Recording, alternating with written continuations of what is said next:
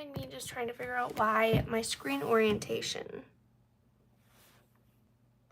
is so wonky. Oh man. I'm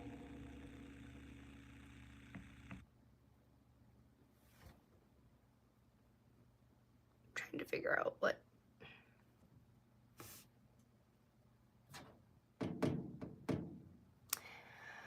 Oh.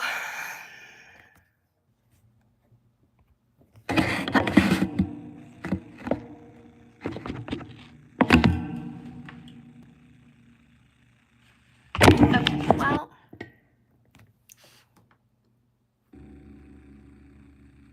I guess we're gonna do this. And we'll figure it out next time. I don't know what I have going on with this. So if anyone knows. Okay. Well, we're gonna go with it. We'll wait for some more people here. Oh man.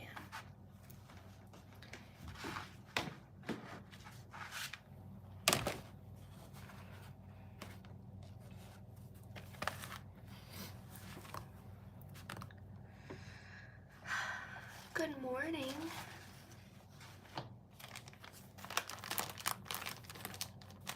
I got all of my pieces, I think.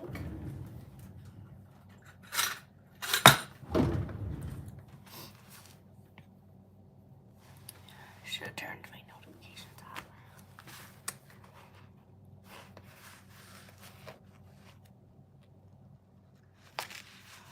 Oh. Gonna start my horrible posture right away in the morning.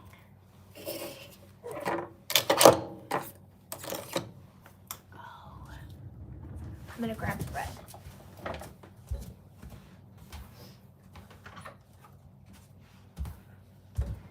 I suppose I could start by winding the bobbin.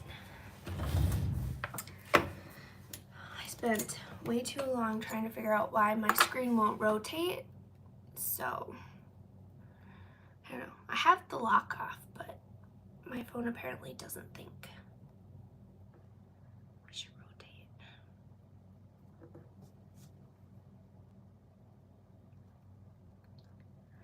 Hi, Sonia from Alabama.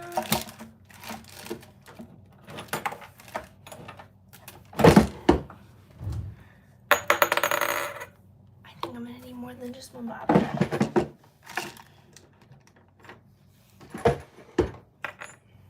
Sorry if this is gonna be super unorganized, because this is like my first live by myself without Amber to guide the way for me. So we're gonna just wing it.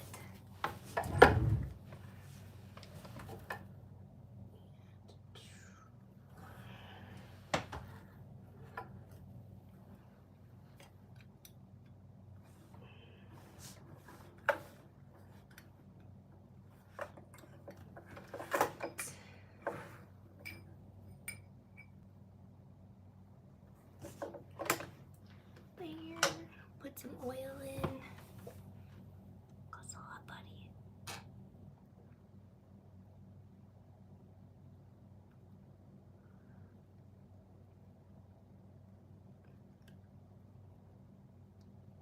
It's thirsty. Because I did do quite a bit of sewing yesterday. So.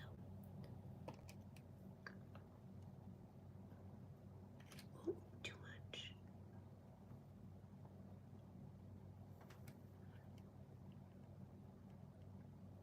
There.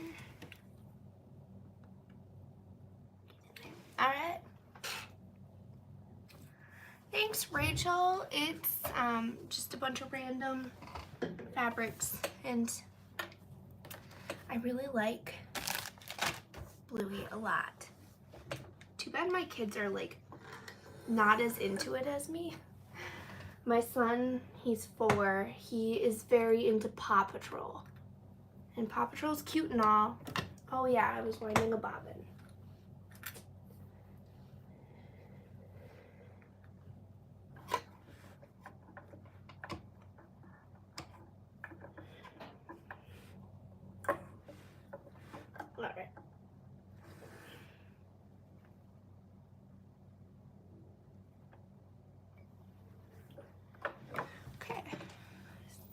probably turn this bad boy on.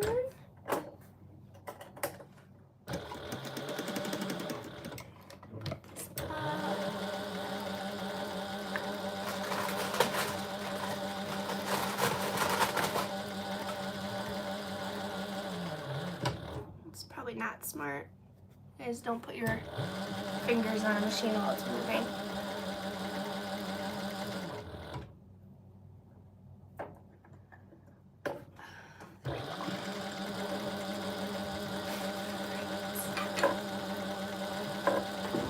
My backup bobbin.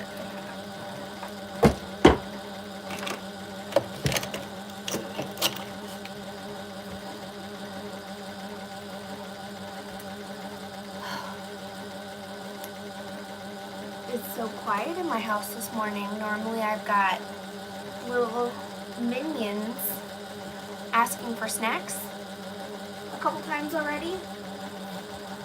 Who am I kidding? They never stop.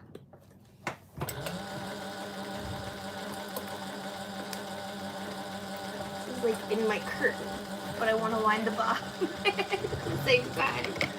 There we go. Guys, excited to watch me struggle through this? It won't be a struggle. I've sewn this one a lot. I think I've made 5 or 6 now. Good morning, Alexis. Thanks for coming to hang with us. All right, we have ourselves a fairy floss bobbin. Yes. All right.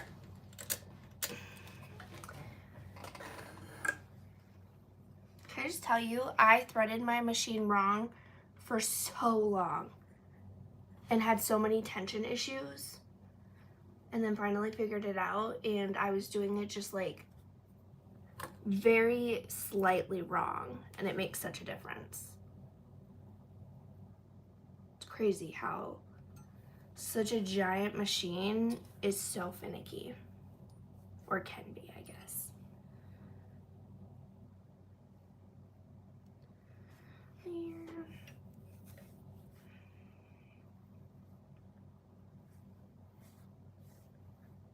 I changed my needle earlier. But typically I change my needle every other-ish bag. Kind of depends on how big of a bag I'm sewing, or like how thick my materials are. But this one, I think we're gonna leave it in because she seems stabby. All right, let's do this, guys. Okay, so let me get my pieces organized here and I'm gonna bring the instructions up even though I don't think I need them anymore. But we'll bring them up just for funsies. Oh, I have too many patterns.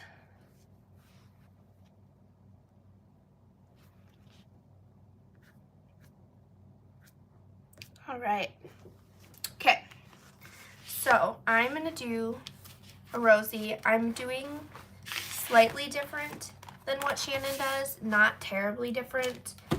I construct a little different than her, but we're gonna roll with it.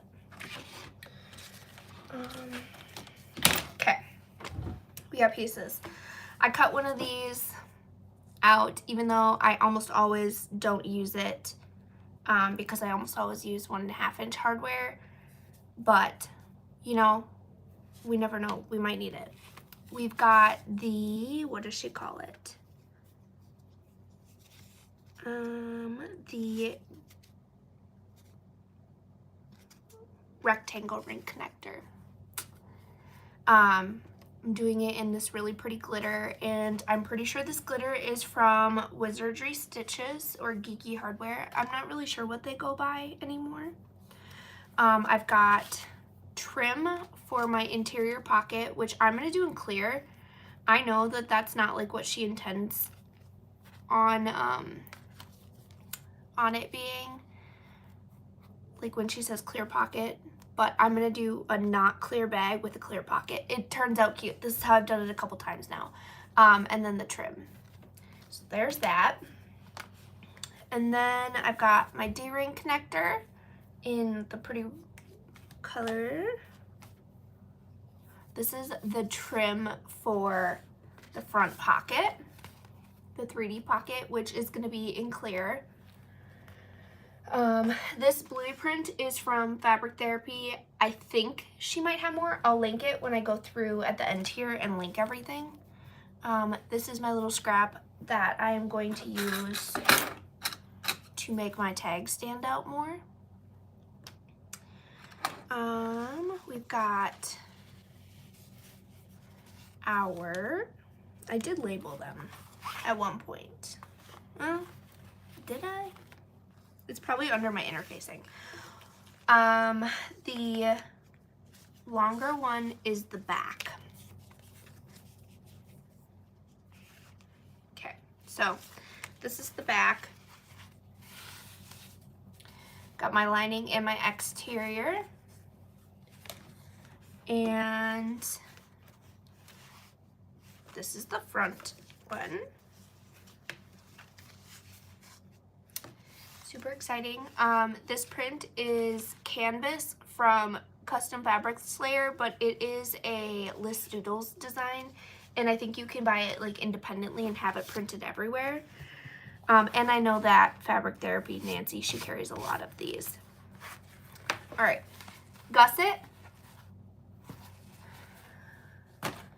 And then I've got my middle panel, which is the Prism Shift Cirella, which kind of shifts between like this lavender, pink, and baby blue. It's super pretty. And then the back panel. And then we got our linings, the middle and the back. The bigger one is the back. And I know a lot of people label it. I normally do. I don't know what I was thinking when I did this. I was thinking I needed a nap probably. Okay. And then, so I pulled this stripe zipper tape, which it's really hard to see, but it is very faintly striped. It's like white and like a peachish pink. I pulled this. I haven't cut into it yet because I haven't decided if I'm going to do this or if I'm going to do this bright pink stripe one. I haven't decided.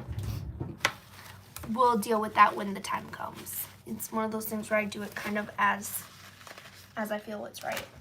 For the interior, I'm going to do bias binding. It's my preferred method of binding all the time. I left mine unprepped so that I can prep it with you guys and show you how I do it. And then I've got webbing, which I think I'm going to do this lavender one that has like this beige through here.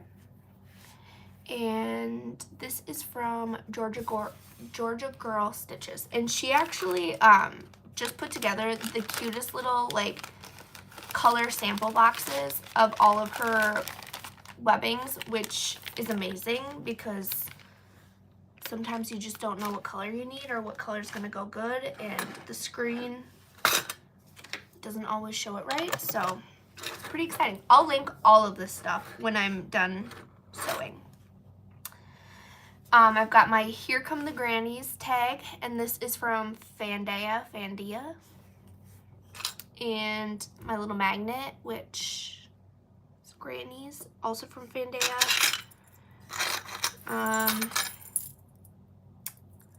And we got little zipper pulls from Fandea. And then this is where people are gonna riot maybe. Silver, because I ordered matte rainbow ones, but they're not here yet, and I'm sick of waiting. So we're gonna do silver. It'll be fun.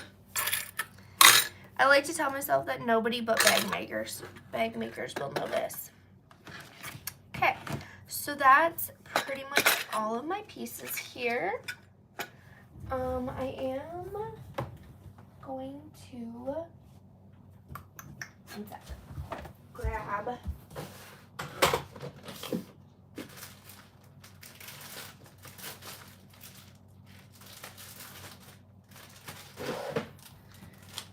this just because sometimes I forget things, like adding my triangles or my darts.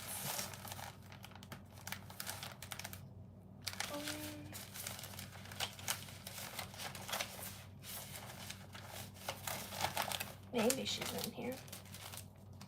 Right here. No.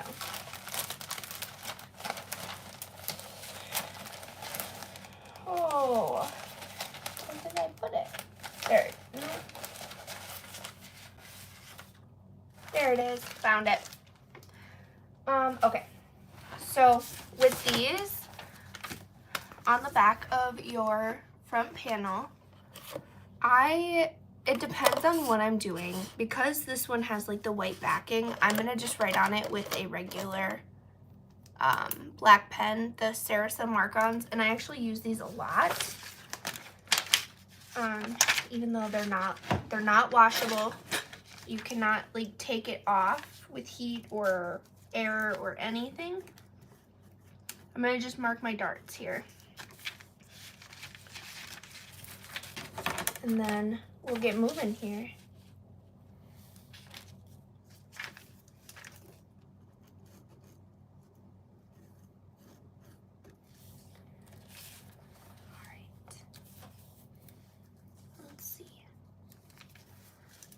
Okay, and on the instructions, she does make note that you don't want to cut out of those.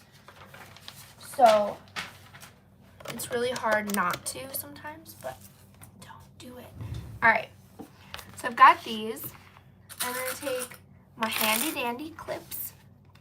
And what I like to do is I like to line up them, and you can kind of see through on the clear, but you're gonna line it up so that your marks of the dart are like straight together. And I always do one at a time just because they can shift pretty easily and you don't want to do that. So on the line that you drew where your darts are, you're just going to sew. Don't forget to back stitch.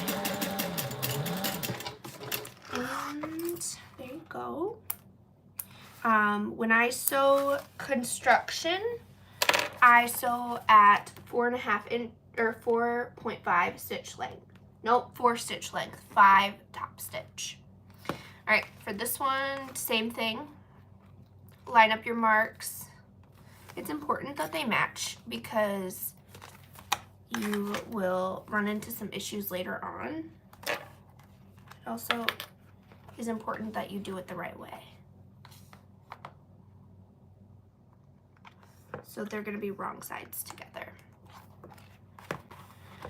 All right, and no, they're going to be right sides together. Right sides together. Because you want it to be like this. Okay. And I'm going to do this one right away because this one's at the top and it doesn't affect it as much. I'll just clip her there. All right. And we're off. All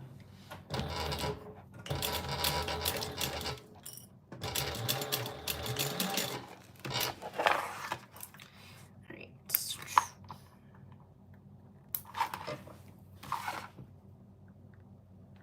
Where are my babies? They are at Grandma's this morning. Theodore spent the night last night, and Eloise, I dropped her off this morning so that I could get a little bit of sewing done. I have like a million things cut out. So it is really quiet this morning. My husband is at work, so it's just me and the dog. And Moby is 13, so he pretty much just naps all day. It's crazy. And I don't even know what to do with all this silence. Normally I would have like a true crime podcast or something going on in my AirPods while I sew. That's what I usually do. Hi everyone. All right, and then I guess I didn't show you that, but I do like 1/8 of an inch-ish, less than 1/4 inch, more than 1/8. I don't know. Just make sure you don't get your stitches in there. Be scary. Come on, ravel. All right, and then fun part, fire. I always just knot my threads.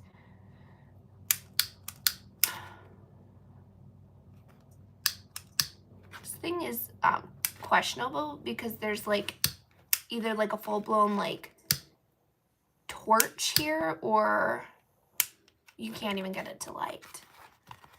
There's no in between.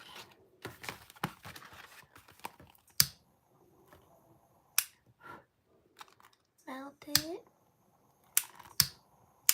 There.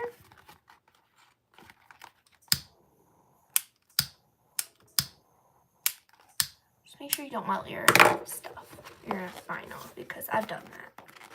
All right, then you kind of flip her out and push your little corners out. And then we go into our little basket of thingies. We're gonna grab our, not that one, this one, the long one. We're gonna grab our long one, and it is, you're just going to draw a line down the center. Right down the center. And you can do this a couple different ways. My favorite way is to just do 1/2 inch, but I think a lot of people do will do like 1/8 inch on each side. Hi Tawny. I just do 1/2 inch right down the center, like this, and like that. All right, rip this bad boy off, throw it in the garbage. And here's the fun part. Since it's clear, you're gonna want to be really careful, because if you if you don't line the edges out perfectly here, you'll be able to see it through, and you don't really want that. So I start in the middle. I'll try to do this so you can see. I start in the middle. I place it just before the line, and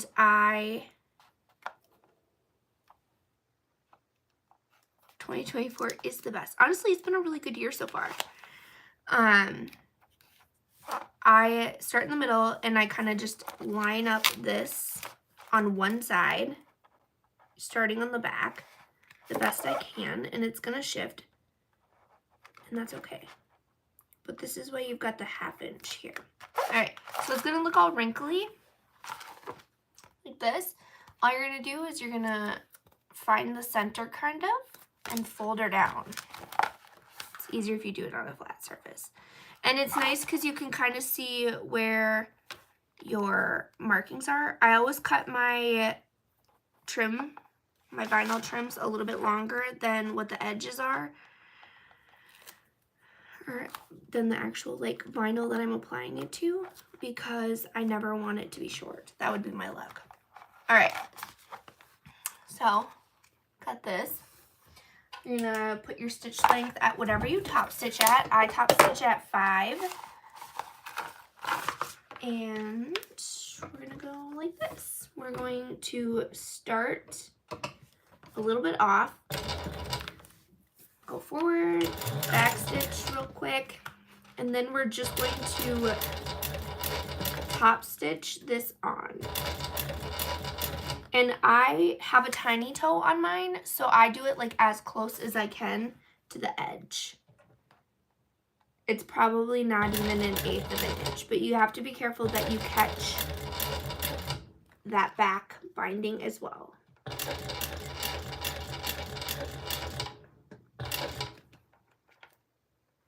Hi Hazel, good morning. All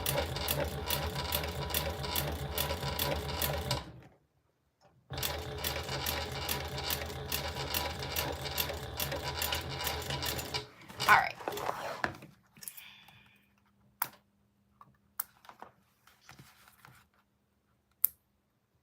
All right, so I just leave my trim on here longer. You can trim it like a little bit, but I always leave it a little bit longer until I am, like I'll leave it a 1/4 inch off. And just be sure not to get your back stitches there. Okay, so we got that. Then we are going to grab our middle panel. Here's mine.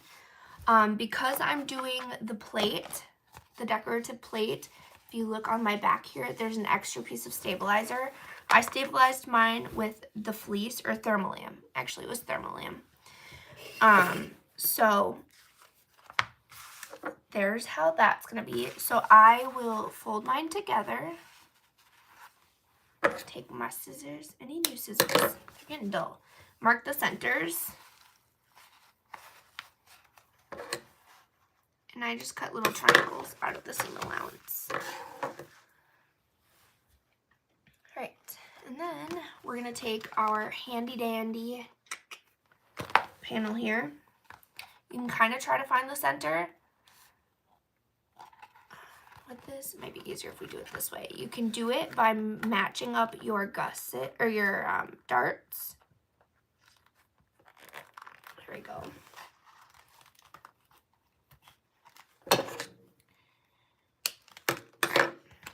The top you don't have to mark the center on because there is no center. It's like, all right, so you're gonna match your center up here. Clips. Had a little bit of a brain fart. And you're just going to kind of match these up and clip them. Make sure you drop a couple clips on the floor. It's not sewing if you don't have a clip graveyard at the end.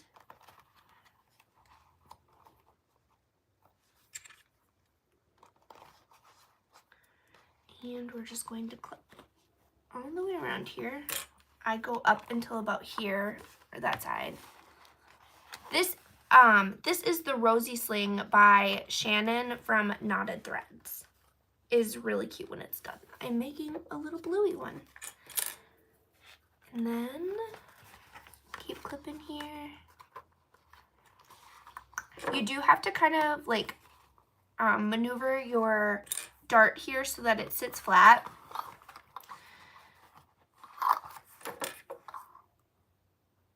It's a sling. It'll be the Rosie Sling. Right. And here.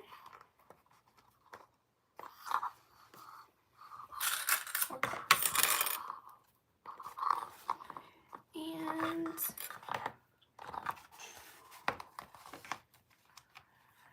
just make sure you get them as even as you can because you don't want your 3D pocket to be all wonky and lopsided.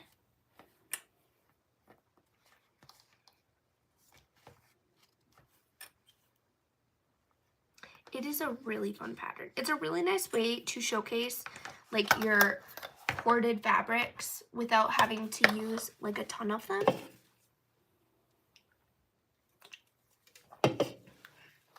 All right, so you got this. I'm gonna just make sure I didn't miss anything. We're looking good. Okay, so we got this part. We're going to put our top stitch at whatever you based at. I based at 5. And we're going to start at the top here. And as close as you can to the edge, you're just going to base around the very edge here. Those darts, I just lay them as flat as I can. And one, right?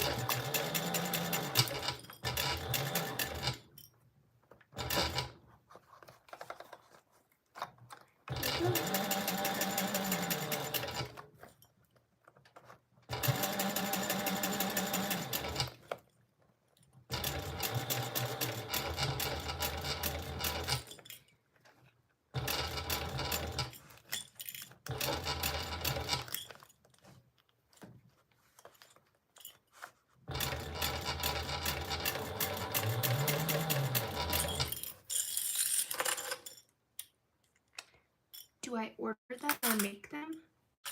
Are you talking about the slings? Hi, Kaylee. Thanks for coming to see me. Next time you should just come sew with me.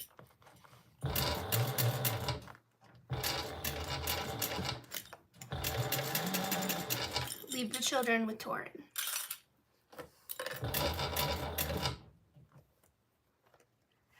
I don't order them. I just make them. The pattern is purchased at Knotted Threads, the spring. The sling. Okay. No, the pattern is purchased at knottedthreads.com. I will link her pattern in my bio here, or in the description when I'm done. But you purchase the pattern there, and then you use whatever you want for materials. You cut it out, you sew it, and you got yourself a little sling. All right. I can kind of fluff this out. Trust the process. It's going to look weird, but it'll come along. All right. Just trim our threads. Okay. So we've got our misshapen pocket here. Back is like this. You're going to find your middle guy here, and you're gonna apply it. But I always start by marking my centers. I feel like this is one of those things I always do, even if it's not necessary. Where did I put my scissors? Right here.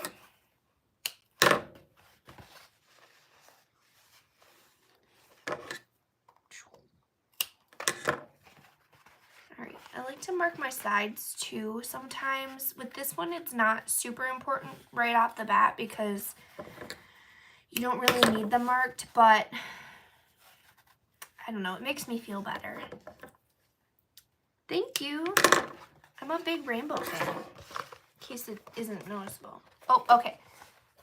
Before, we got a little excited here. Before we put the back on, we're going to grab, if you're doing a decorative plate, this is where you're going to want to do that. So I'm going to put this cute little Grannies guy on. I'm going to grab my handy dandy tiny little screwdriver. Take these out.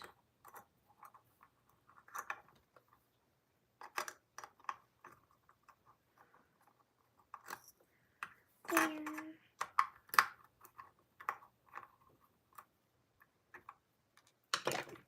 Then it comes apart.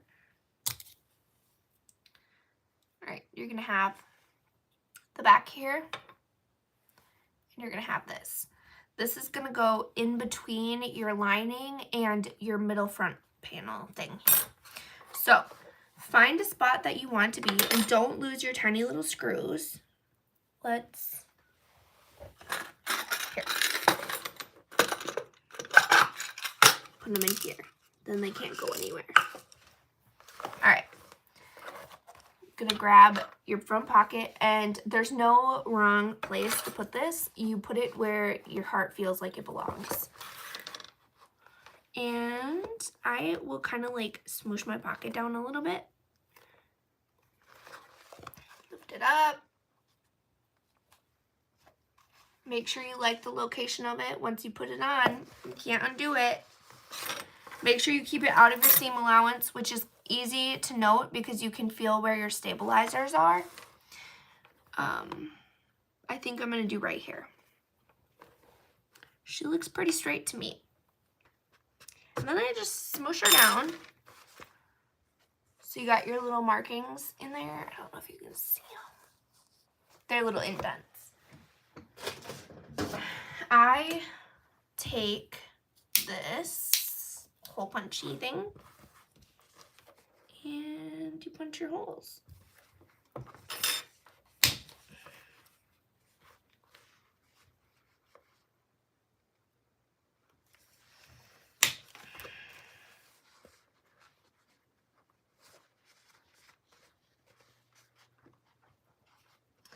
Oh, thank you. I rolled out of bed and brushed my hair for you guys today.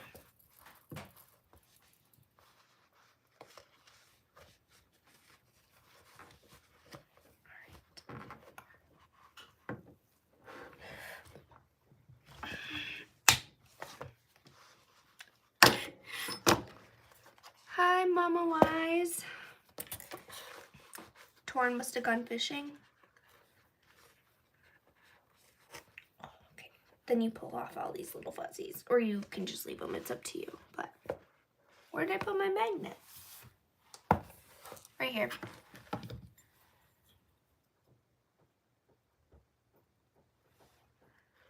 Is it Aya?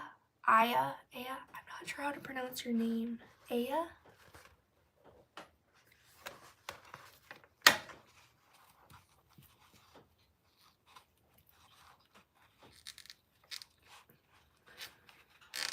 All right. Stiletto is really handy for pushing this down a little bit so that you can get your little spokes from your hardware to come out.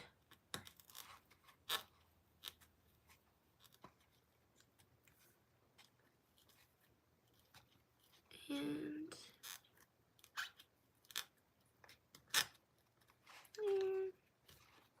this way, when you go to screw it back in, it's not as hard to get the screws in because they're really little.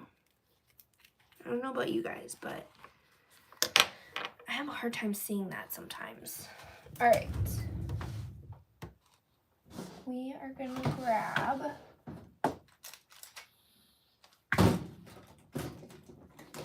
my worst enemy, Loctite.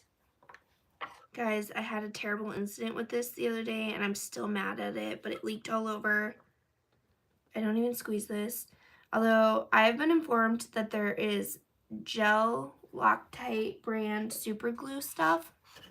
So I'm going to do that next. All right.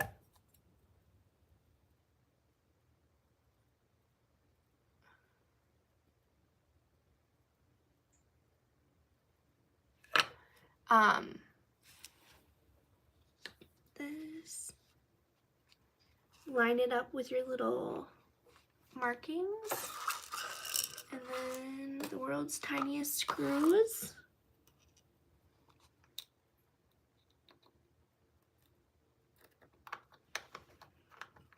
We're just gonna screw these guys on.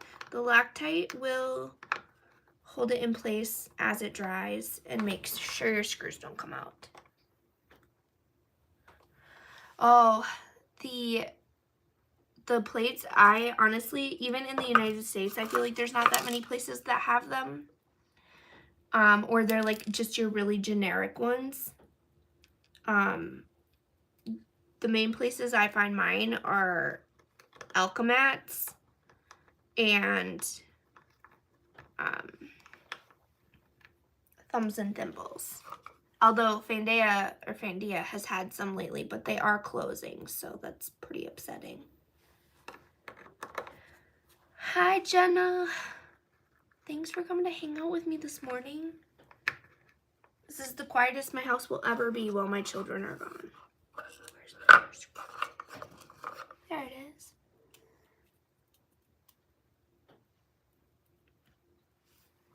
And last one. This right here is like the longest part of it. All right.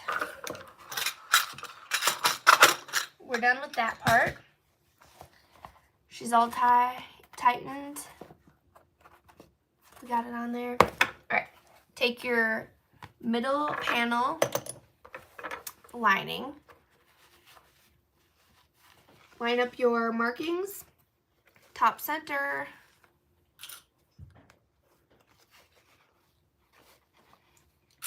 all the way around. You can trim this down after too. I will sometimes cut my panel just a little bit longer and trim it down after, but you don't have to do that. Well, you don't have to do anything you don't want. You can just go with it. All right, see? Almost done. Jenna says, I can't believe how fast you're sewing this. Mine took me 2 whole days. If I don't have my children around, it's not too bad. Yesterday was just my daughter and I, because Theo was at grandma's, and she just wants to listen to music and hang out and vibe. And it is so much easier to sew when it's just her and I, or just Theo and I. Once you add that second one in, it's chaos. But I got almost halfway through a Vaden, which I then had to put off to the side to sew this today. All right, so you got your back lining. You're gonna lay your lining down bottom side because you don't want to scratch your vinyl at all. And then you're gonna baste around it. Apollo, and you better make sure that Apollo gets his share. This Grizzly, I am sewing a Rosie Sling by Shannon from Knotted Threads. All right, right now we're just basting these guys together. Make sure you stay as close to the edge as you can.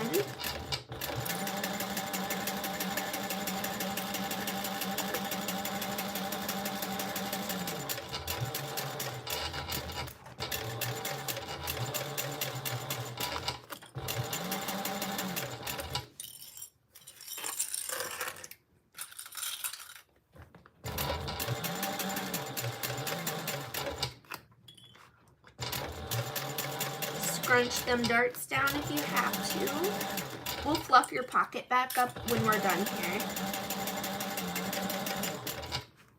All right, make sure you're still gathering that. You can take all your clips off. This is where I'm gonna,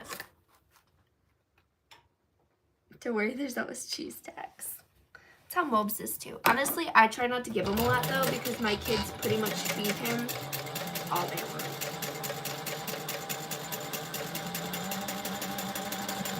Alright, we're done with that basting. Now this is the part where I'm going to go around. I'm going to push out my darts, make sure everything is good. This is kind of like your last chance to fix any lopsided. This is going to be a Rosie Sling by Knotted Threads. Then if you see here, I've got overlap hanging out. I'm going to take my scissors and I'm going to trim around. I feel like I should earn points for that. Just clipped off and hit my drink. All right. Trim this.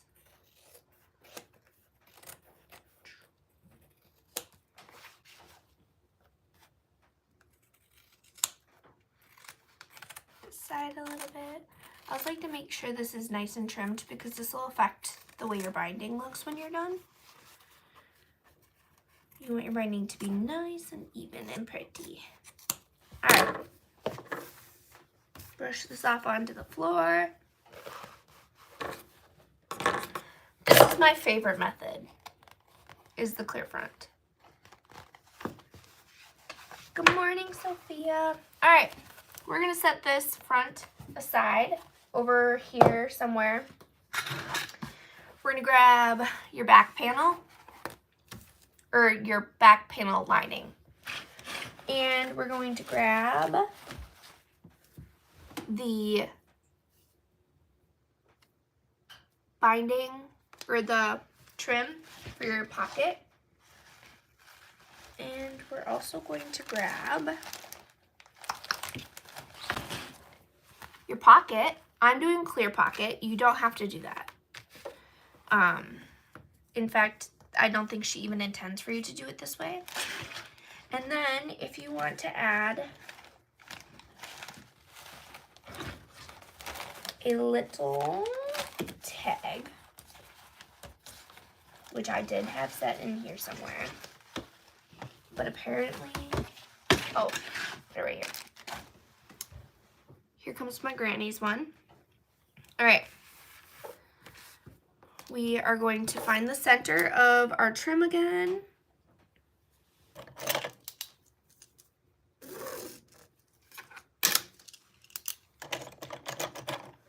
And 1/2 inch tape right down the center.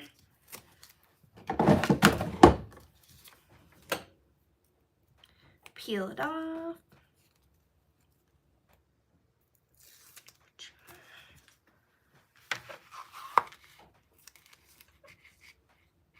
Oh, thank you, Jenna. I appreciate it. I'm definitely going to do more of these.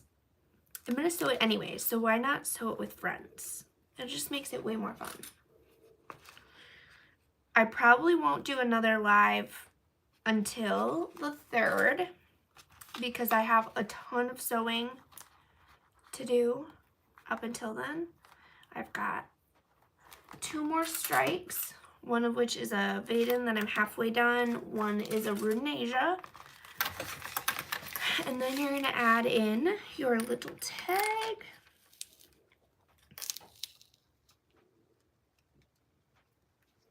Right there.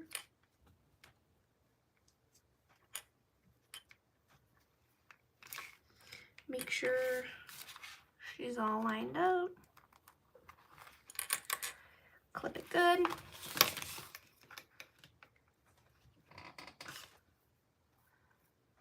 All right, and then we're gonna go starting here. Back stitch.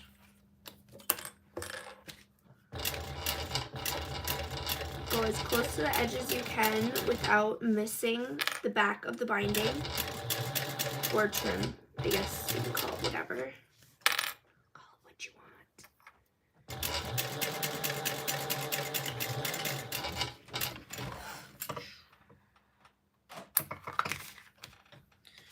Alright. And then throw those away. We're gonna grab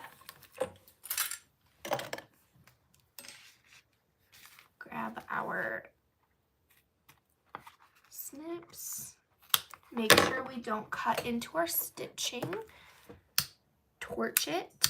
I mean, you don't have to torch it, but any excuse to use fire.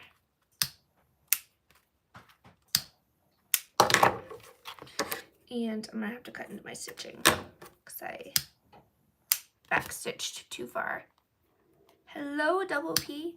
WP. Wow. Where am I from? I am from Wisconsin.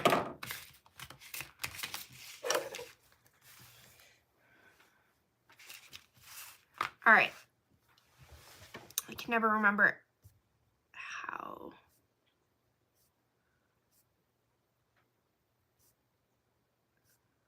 Let's see here.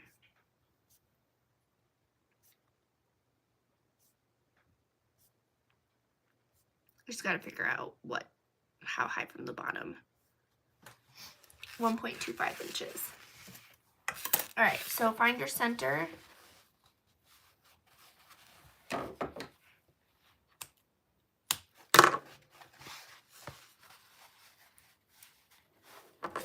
Center here.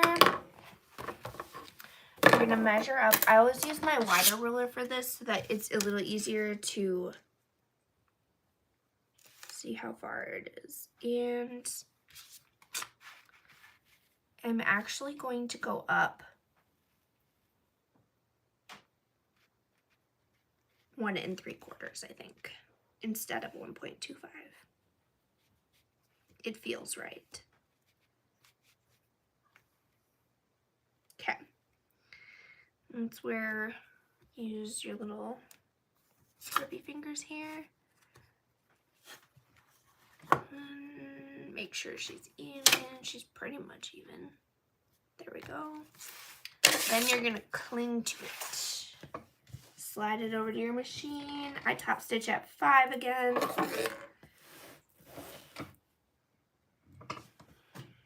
And we hold our breath that it doesn't shift.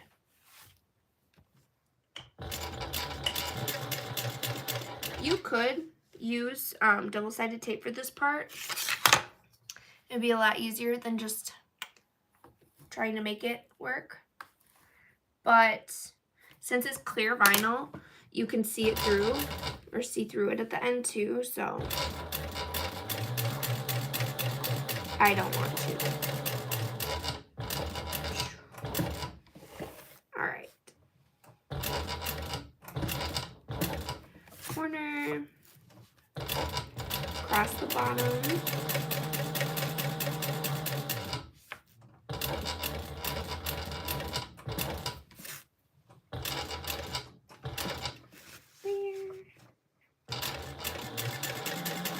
Up the top.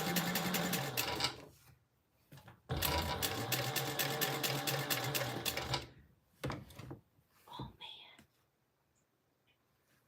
You know what? It's okay. It's gonna hide by a little bit.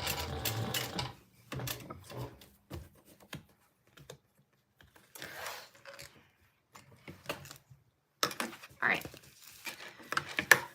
I take my little snips and I use the sharp point to pull my threads to the back.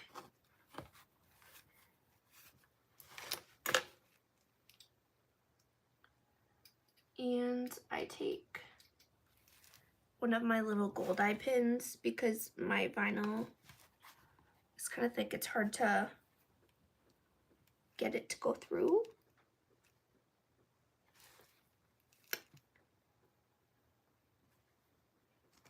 Oh man, split my thread. What the heck? Okay, cut that sucker off. All right, pull it to the back. There we go. We're gonna tie it in a knot for good measure.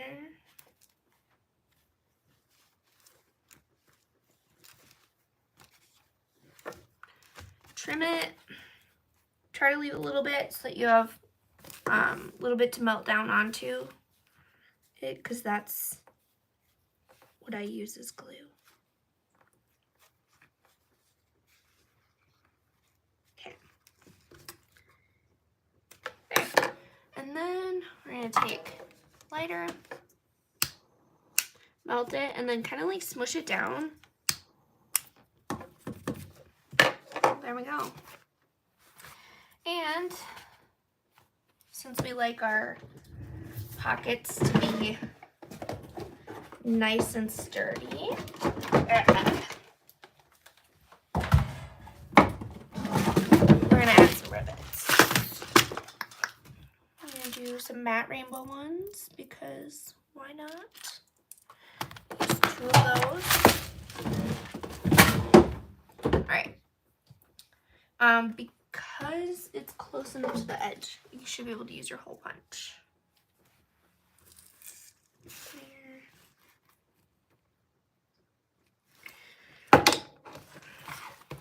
Who needs to measure when you can just wing it? Okay. Add your little rivets, push them through. Okay. Go into the back. Loctite.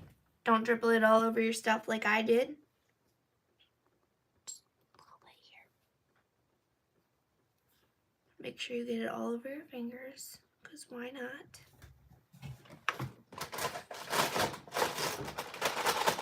It's fine though, because we got baby wipes everywhere.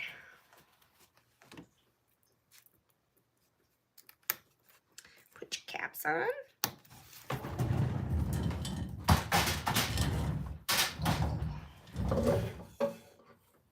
Alright, just gonna use the press to press it down. Uh-oh. Never mind. We found it.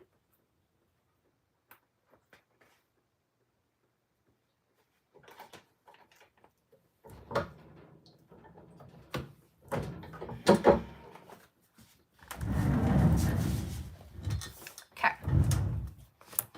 So she's riveted on. We're going to set that aside. We're moving on to the back panel. So for your back panel, what you're going to want is your D-ring connector, your rectangle ring connector,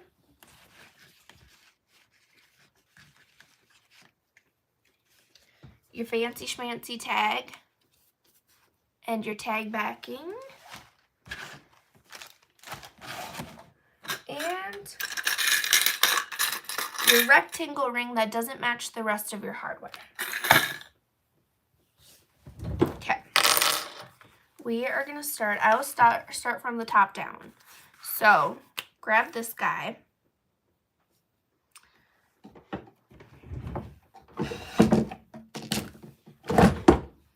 You're going to, let me double check. I don't want to do it too different.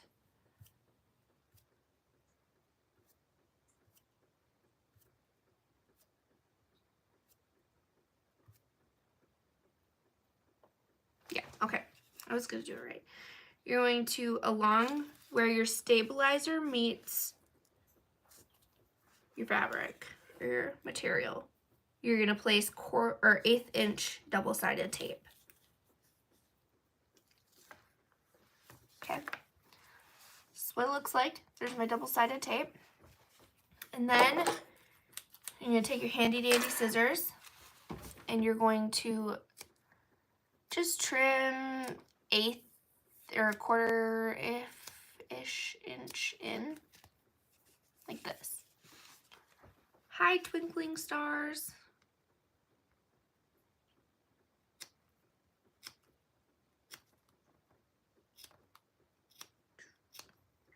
And we're going to repeat this to the other side right away. Just make sure you don't clip too far in because then you'll be able to see your cut. I'm good. How are you doing this morning? It's like perfect outside. It's not too freezing. It's quiet in my house. All right. You're going to take off your double-sided tape.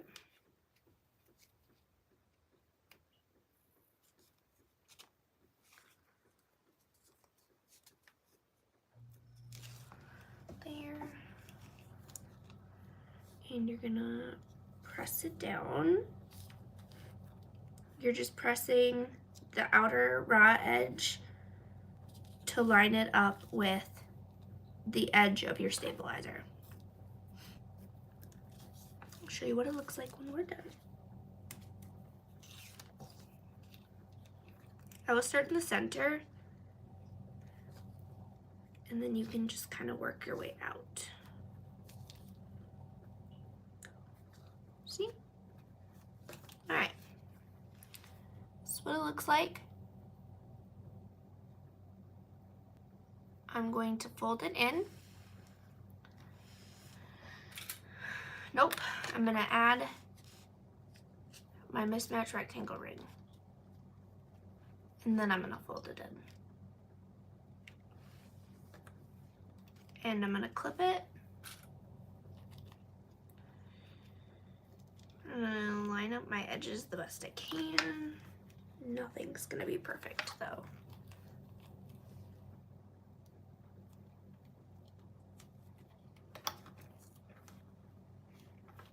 There we go.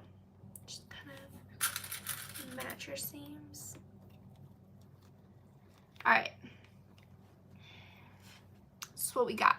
So what we're gonna do is, using a top stitch, we're going to start at the bottom here. We're gonna go to the corner, pivot, come along the top here, and then go back down and meet here. Make sure you back stitch.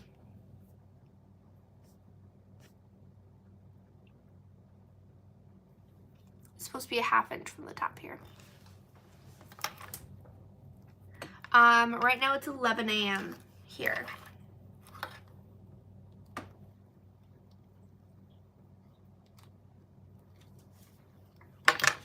All right, here we go.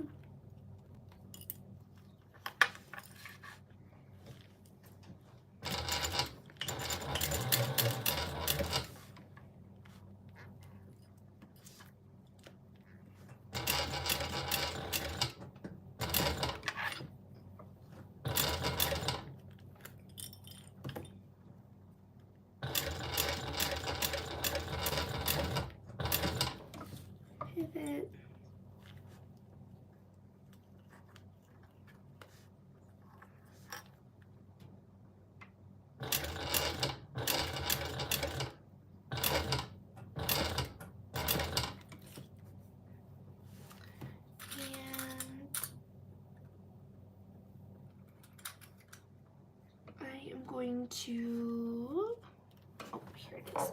Use this little piece of vinyl to protect my vinyl here from my foot. My foot doesn't normally do anything, but you know, with the way it like slides down, you don't want it to mark it. All right, here we go.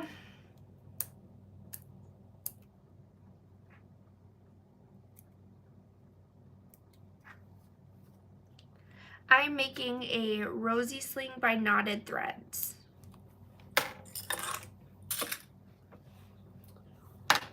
And I got left over here too, because why not? All right, come along here, we're gonna trim so that it's even. Okay.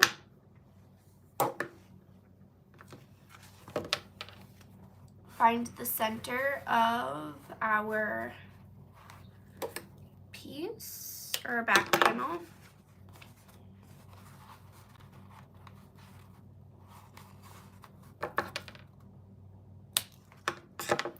There. And then you're going to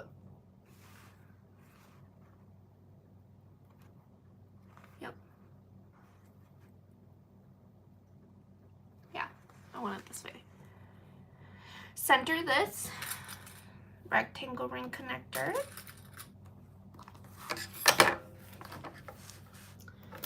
I'm going to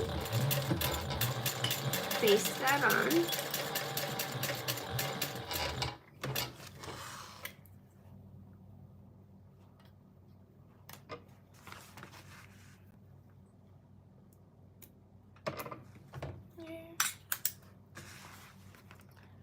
We got our little flappy thing on. Next, we're going to work on our D-ring connectors.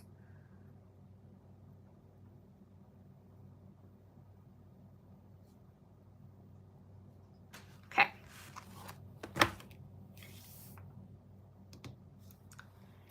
We are going to find the center.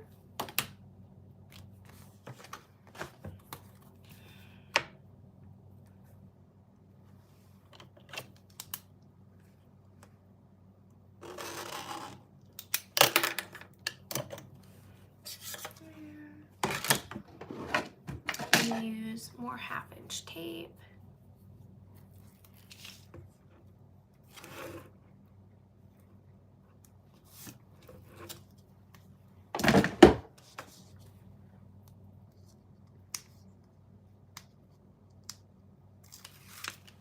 There. Fold it to meet in the center.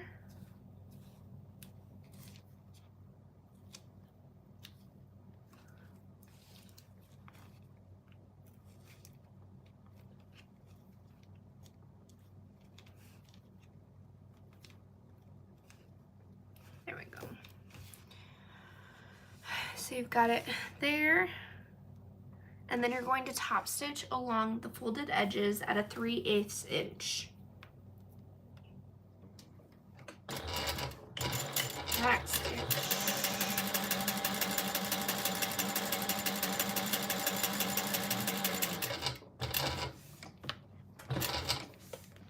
Turn. Go back.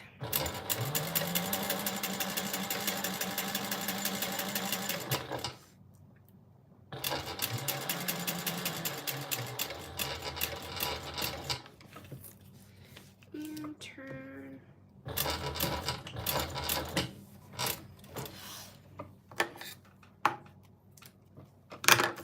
Go. Alright, so we've got our D-ring connector. I need to grab 2 D-rings because I forgot. I think I only have 2 left. Alright.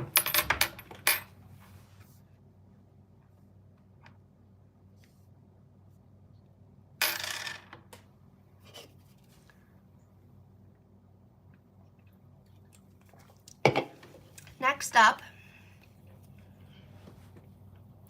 we are going to bring over our backing.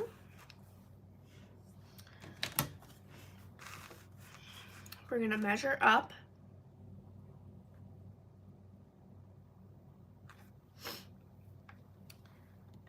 And we're going to want a silver or a markable pen that like removes. So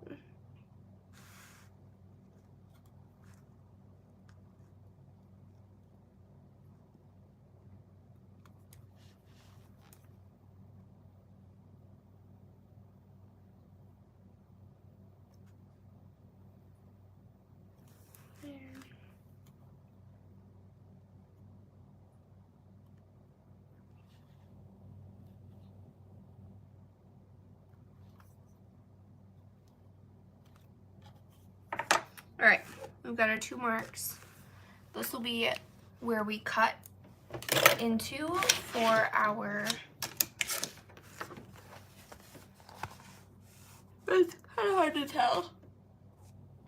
This is right here. Oh, there you go. Those silver marks, that's where you're gonna cut into using either scissors or I use an X-Acto knife. And just make sure you don't go past your mark.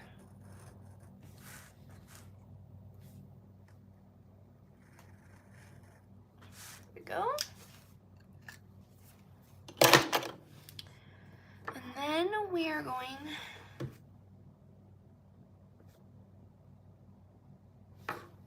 to go to the back side of this.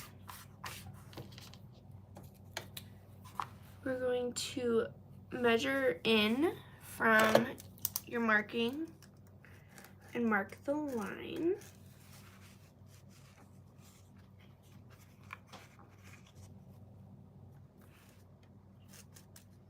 There. And then we're going to place a line of double-sided tape right here on the inside of that line, between your slit and your line.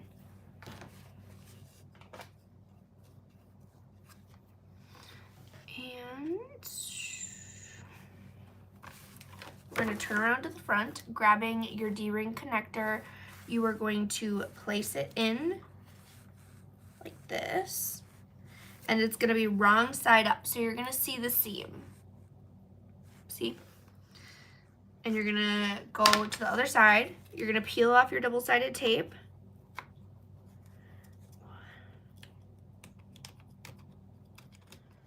There. You're going to pull this so that your line matches up with your D-ring connector here.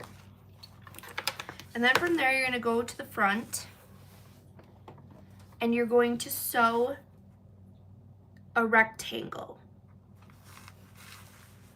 about a 1/4 inch. And seam allowance.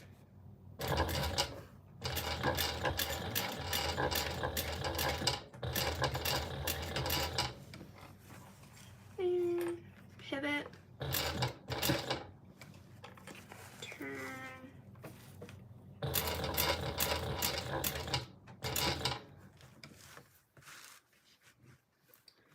And you're gonna pull your thread to the back if you can. Right here I can't.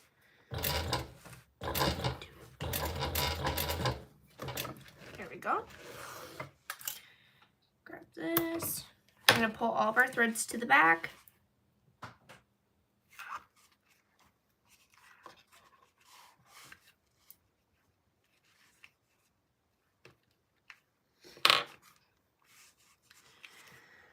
Where we're gonna need our needle again.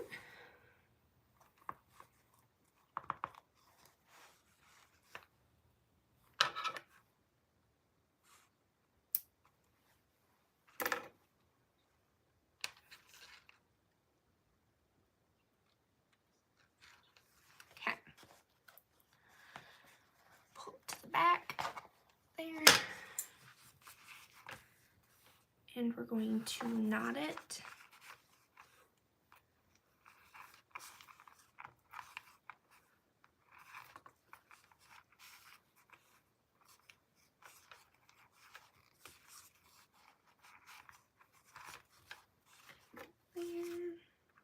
Trim your thread. Melt it a little to keep it there. Then we're going to turn around to this side. We are going to add our D-rings. Make sure your D-rings are facing the right way. See? And we are going to add a line of double-sided tape between these guys.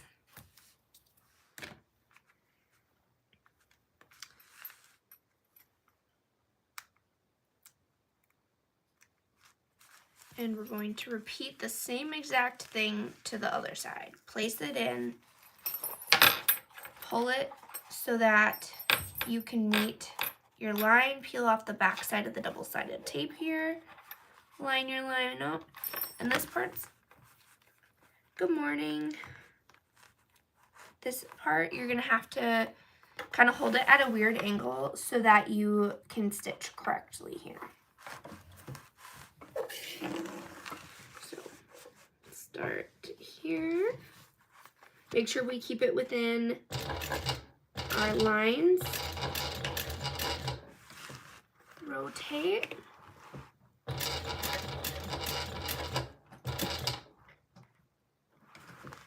Rotate again.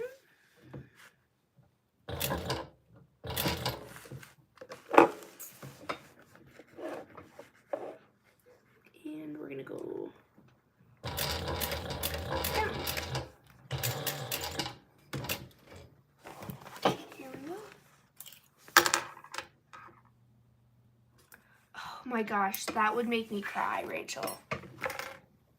I did it, my first one, I did it so that my D-rings were on the same side. It was a mess. And like at this point, you're so far in too, like, all right, pull your threads to the back.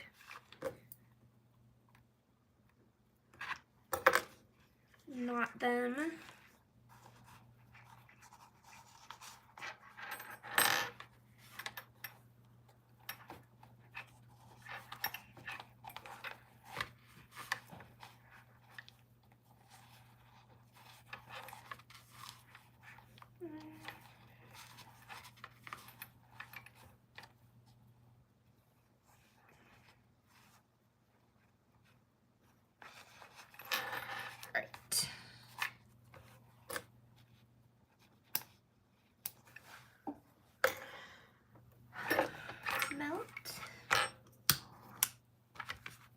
Preferably not your fingers. All right. I'm going to peel up our double-sided tape. We are going to move it so that our D-rings are one on each side. And we're going to press this bad boy down. Okay. And then we are going to, let's see. Okay, measuring in equal on both sides. We're going to mark with a removable pen.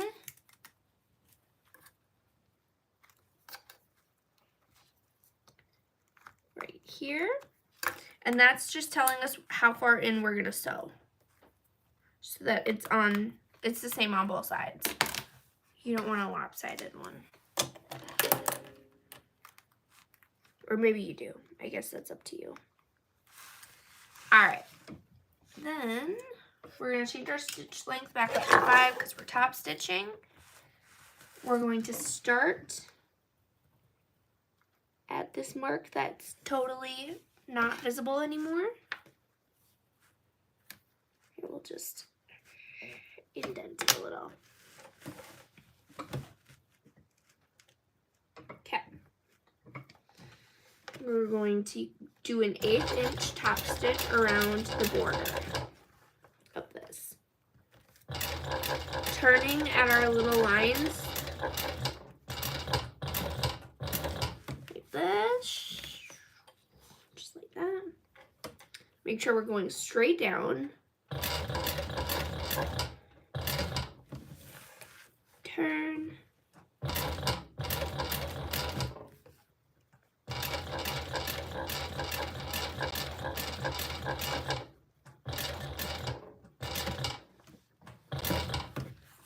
Turn.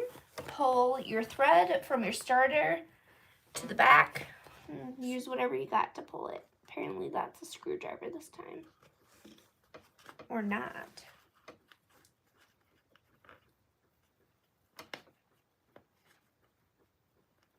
If we can even get it. There we go. We did it.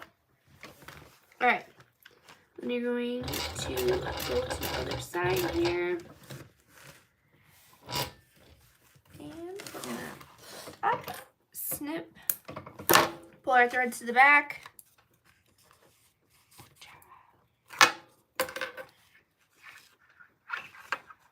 Knot them.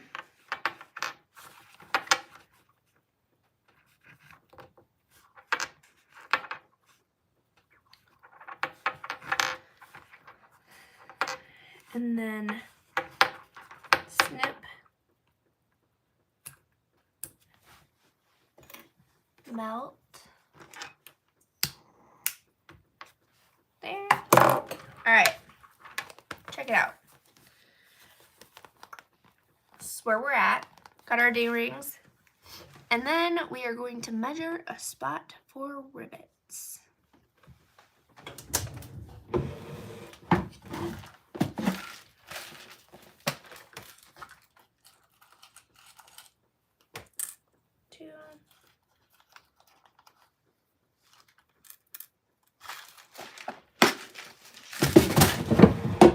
There we go. I'm gonna measure mine in. I'm gonna do it on the same side. I think I'm gonna do.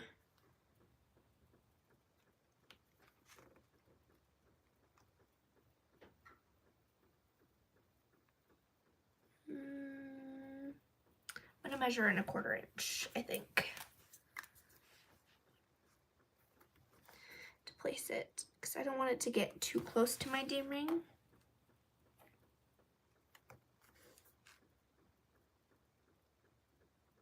There we go. Grab our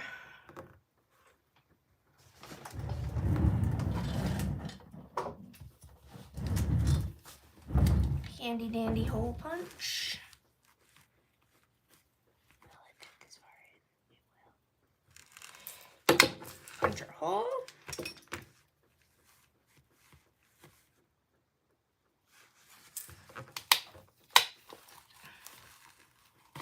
All right. That. Insert our rivets. Yeah, 1/4 inch was a good call.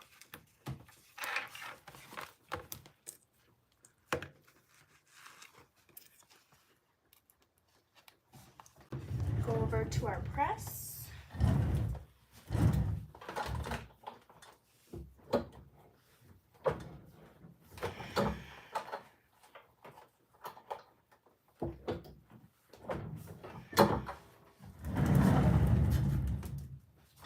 All right, so we're at this point.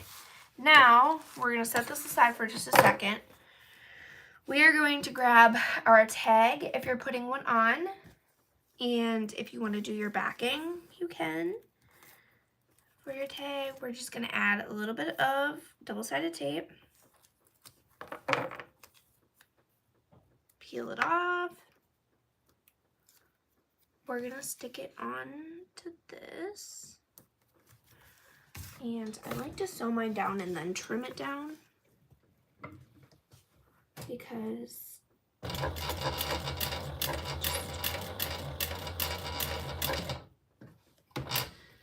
don't know if I have enough for a whole stitch. We did.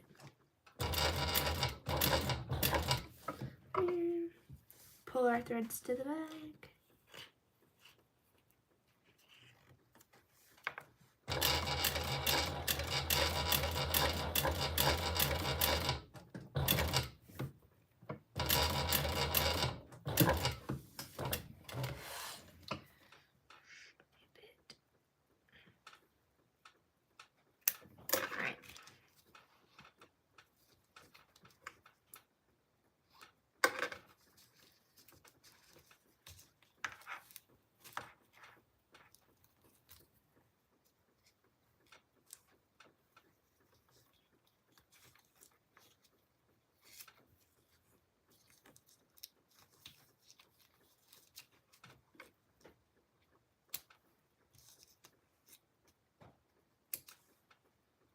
Can you guys hear the rain?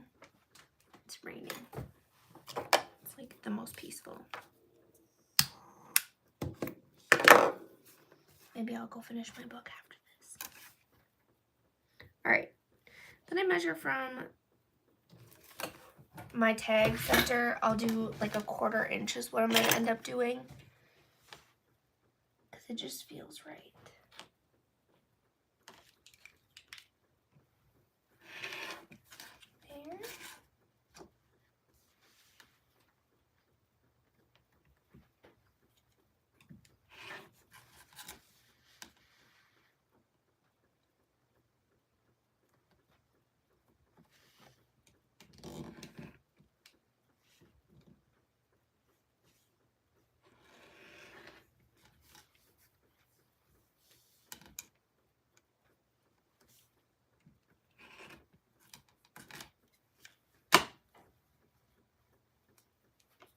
Okay.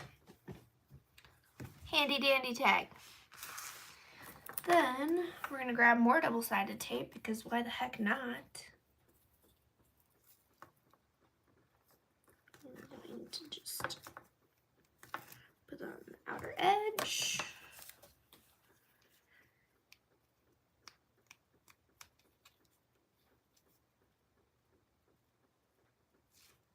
Peel it off.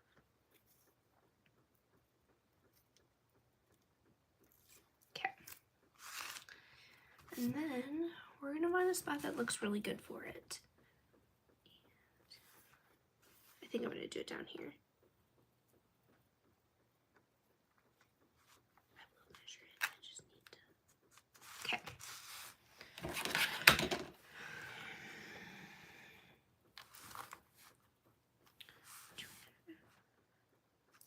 Needs to go over a little.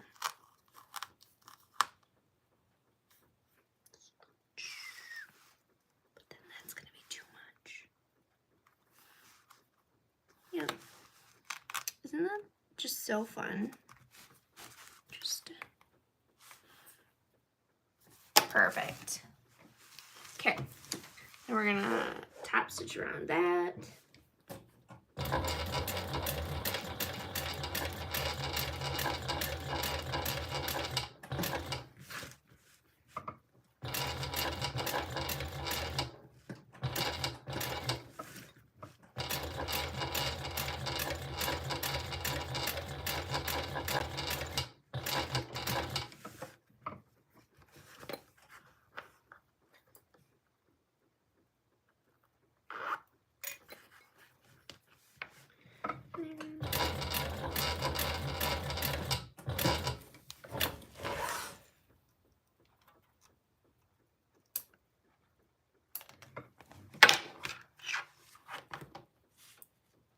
Pull it to the back.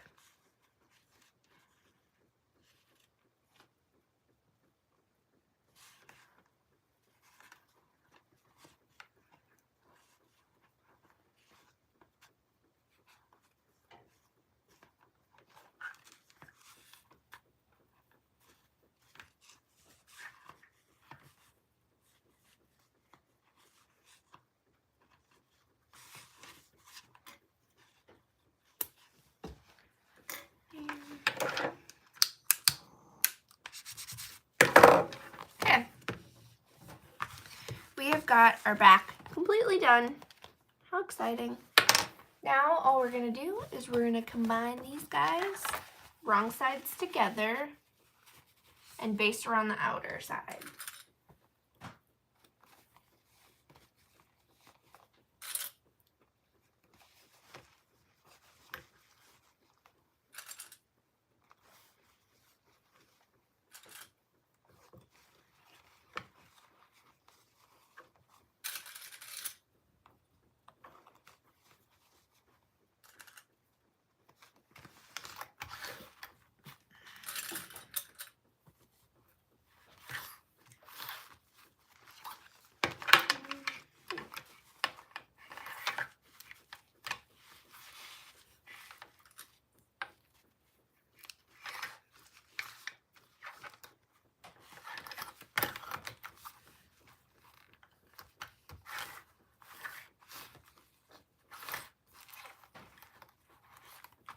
All right,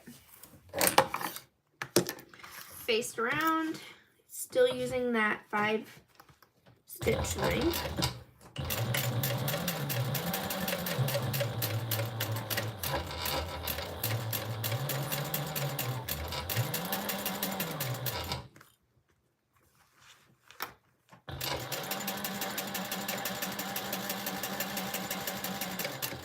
Try and keep it as close to the edge as you can.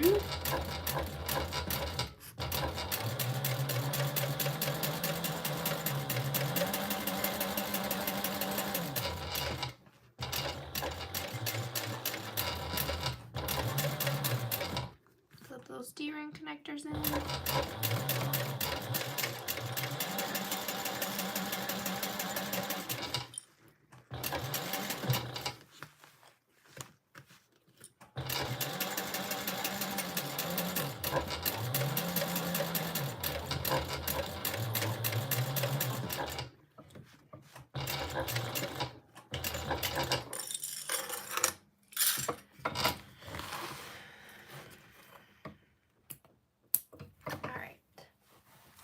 We got it basted.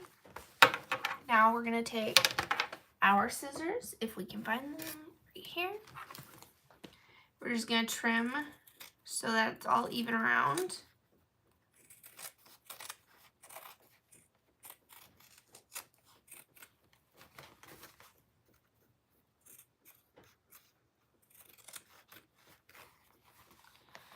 Looking pretty good.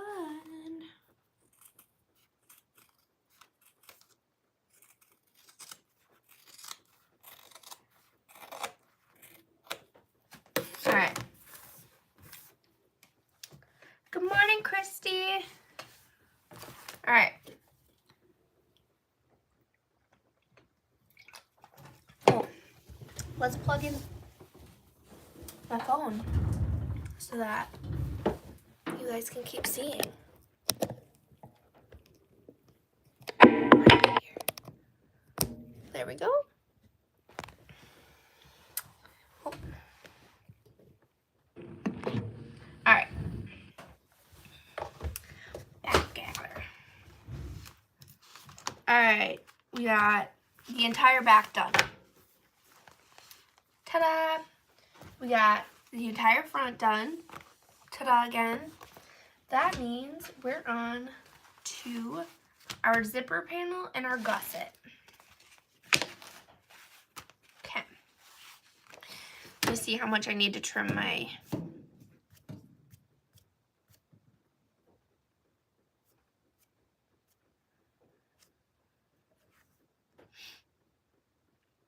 I forgot how much I need of zipper tape. Okay.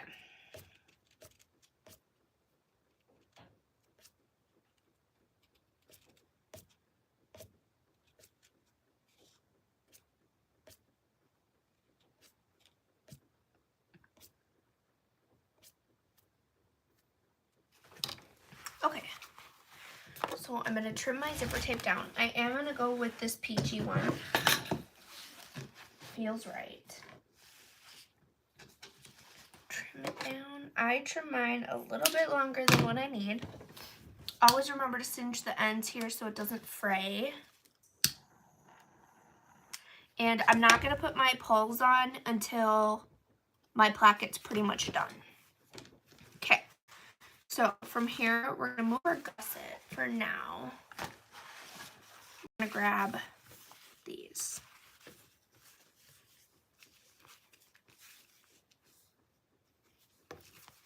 Okay.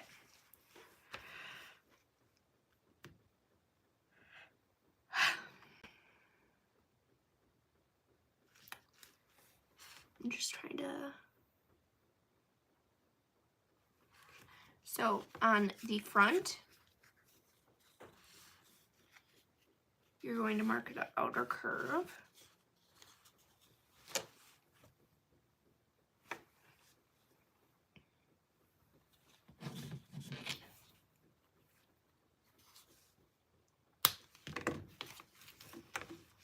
And on this one, you're going to mark the inner curve. Center. Alright. We're going to take our 1/8 inch tape and we're going to place it along the side of our plackets here. The side that we just marked the centers of.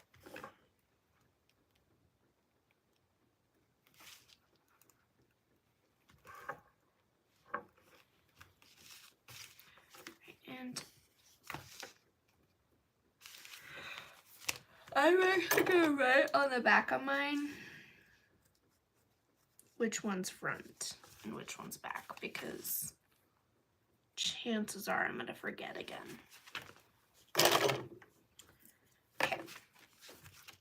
And we're gonna do double-sided tape on the side of the back that we marked the center of as well.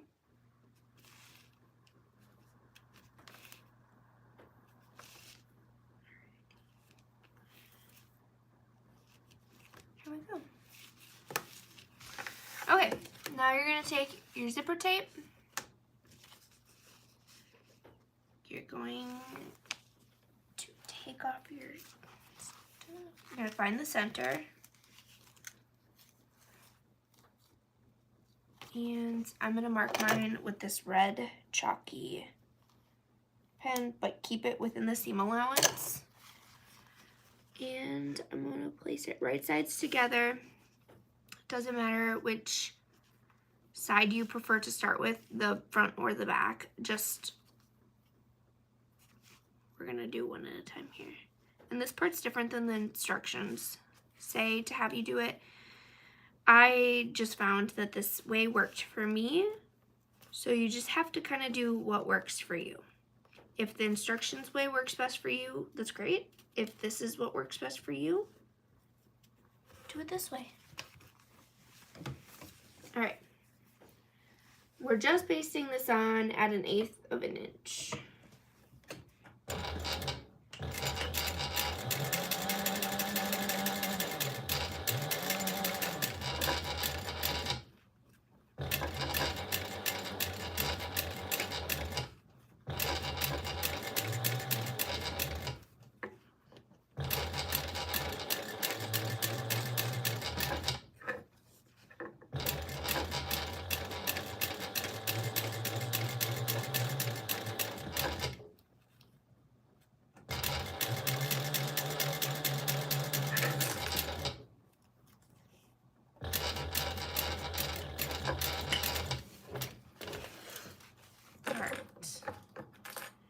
Trim it off.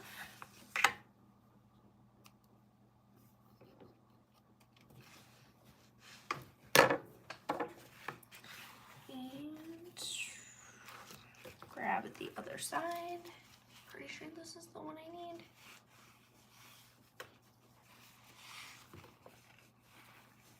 Make sure they're the same length.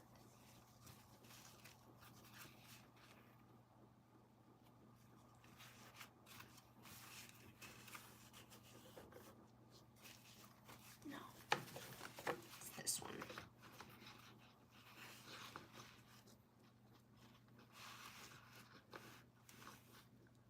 No, it is the other one.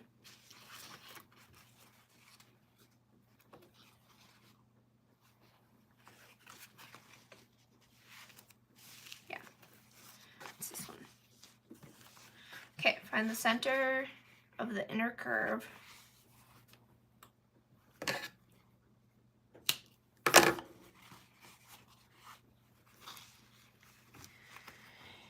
Place it so that the zipper tape is scrunched in between or sandwiched in between. Right sides together here with the other exterior of the zipper panel.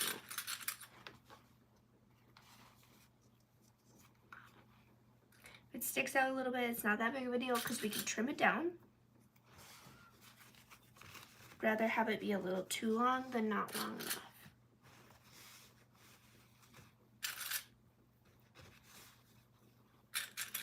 And most of the time I'll sew my zipper panels on a domestic. I find that it's a little bit easier to get as close as you need, but for the sake of not moving everywhere, I'm going to do it here. And I'm going to do it at a 4-stitch length, at 3/8 inch seam allowance.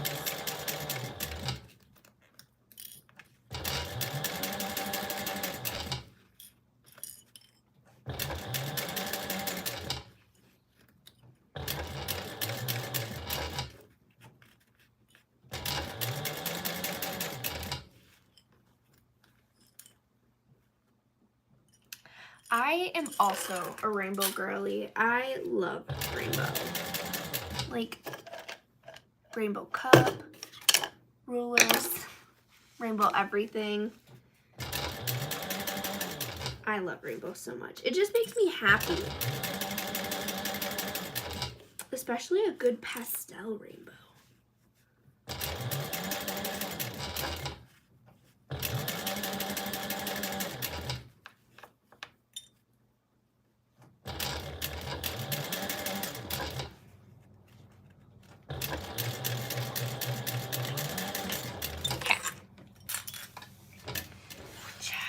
And then this is probably the part where it's a little bit different from what you would do for a normal placket, because normally you don't need to go in and trim, but because of this being a curve, I always go in and do this part. I don't skip this. So you do kind of have to peel the exterior back from your double-sided tape. Just kidding. You can't because you basted it. So don't trim your zipper tape, you guys. Don't do it. It's a bad idea. So I'm just going to trim this interior piece.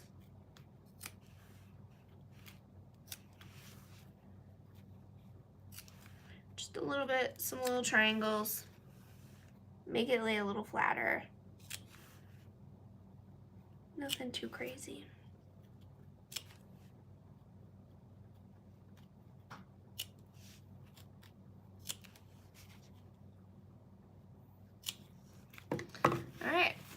Then we're going to flip them so that they are wrong sides together. And I always clip them so that they don't get like twisted, and you know, you want them to lay smoothly together.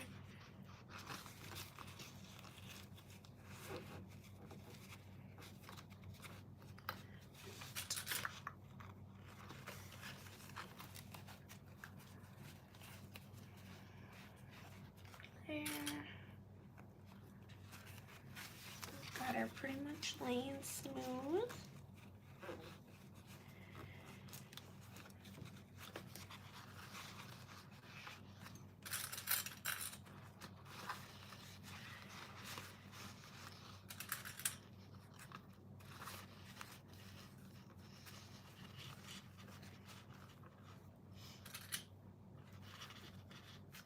All right. Here we go. We're going to put her back up to 5 and we're going to top stitch.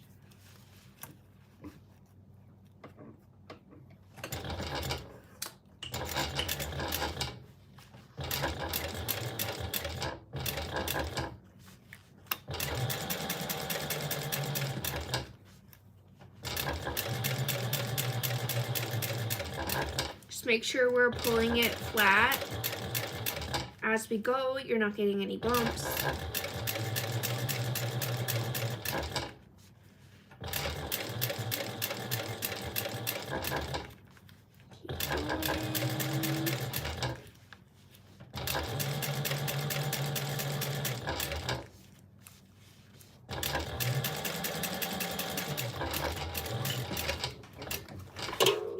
well, don't spill your drink in the process.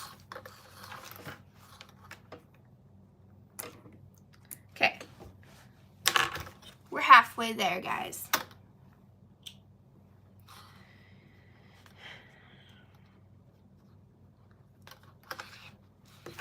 We're gonna trim this just for funsies.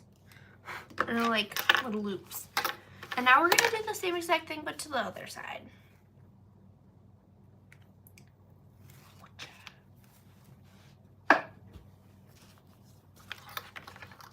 Find the center again. Right here. This is our center. Mark it in the seam allowance. You don't want this stinky red pen to show up on your pretty rainbow bag.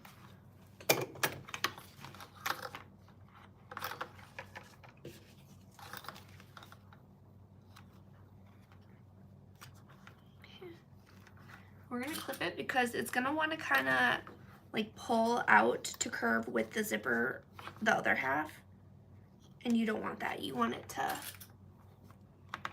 bend to your will.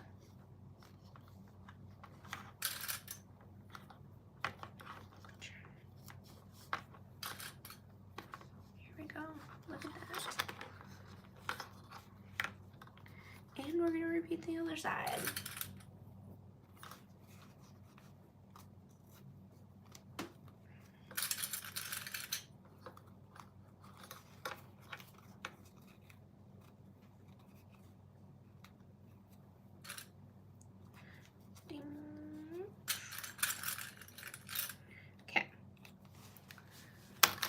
Baste it. Stitch length of 5 still. Probably move your drink just in case.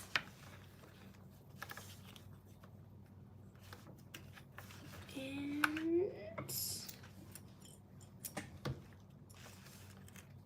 make sure you can see it. That's the hard part.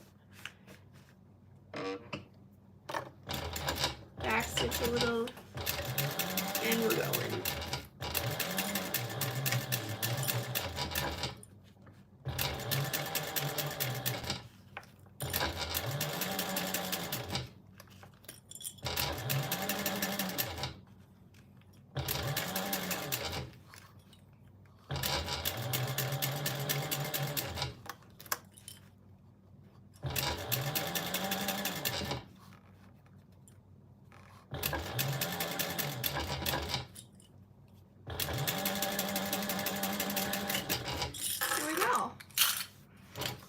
Basted, trim,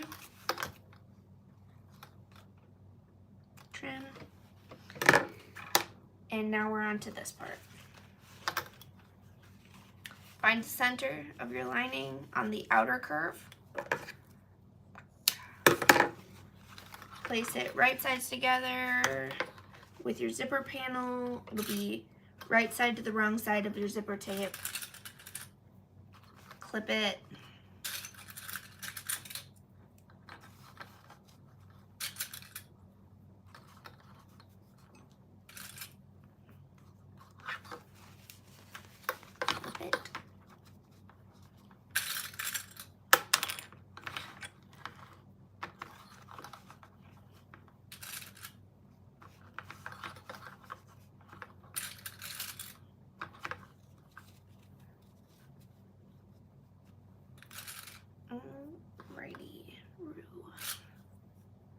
Alright, and now we are going to flip it this way. We are going to use a 4 stitch length to do a 3/8 inch seam allowance.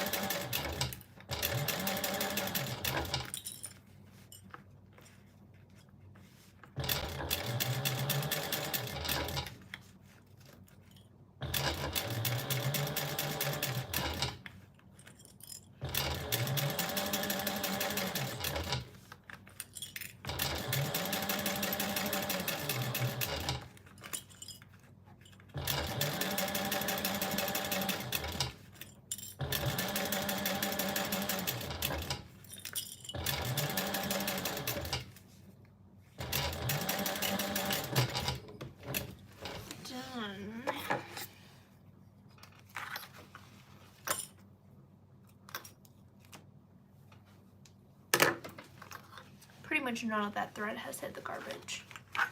So that's cool. Okay, so I'm gonna have to sweep later.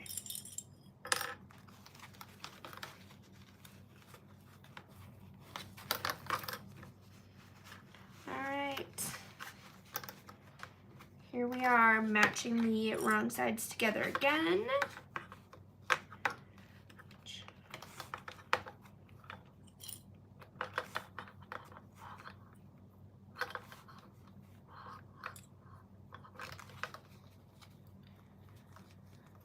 And here we go.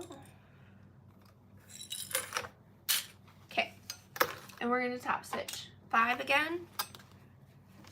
Make sure we keep these nice and flat. Clean off any double-sided tape on your thing. Actually, let's take a moment to check our bobbin, just in case. She's full. I just am a notorious chicken bobbin loser.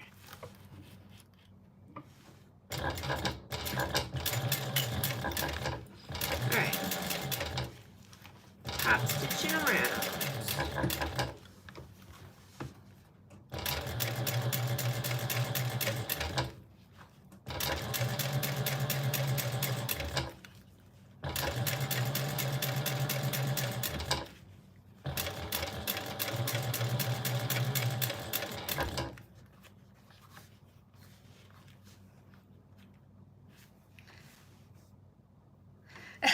It's like literally just a pile of rainbow thread over here. The garbage can is right there, but I can't be bothered to get it in there apparently. Boom, we're done.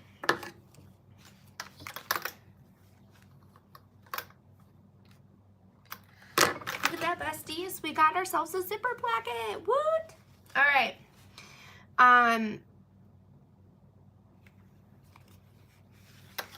Can take a moment to admire your hard work, and then we're going to take a little drink.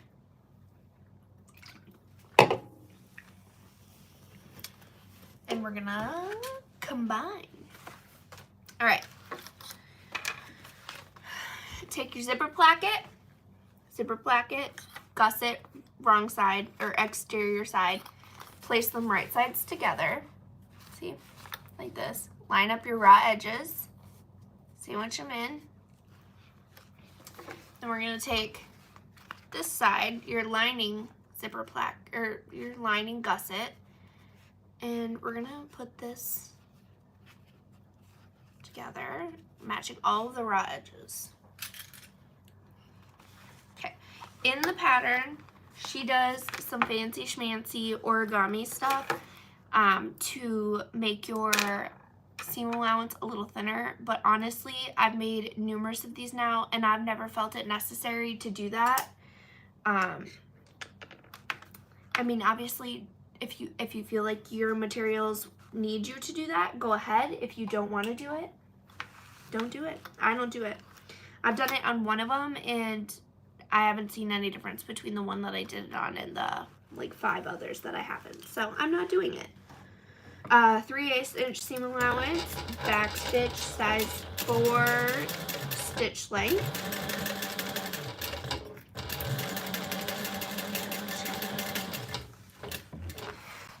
All right,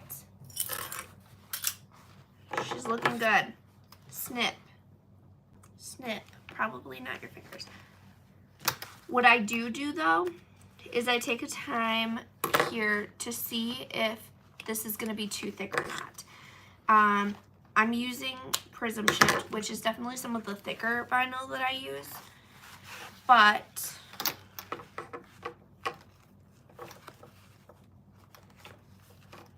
nowhere in here does it seem super thick to the point where I won't be able to do it. Even these seams seem fine. So we're not going to trim it. We're just going to do wrong sides together, flip it, and reverse it. And we're going to top stitch. Back stitch.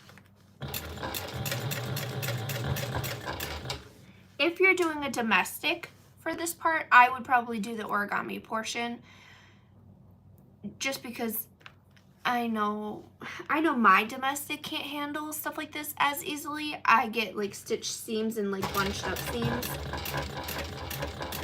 Big ol' Bessie here, she don't care.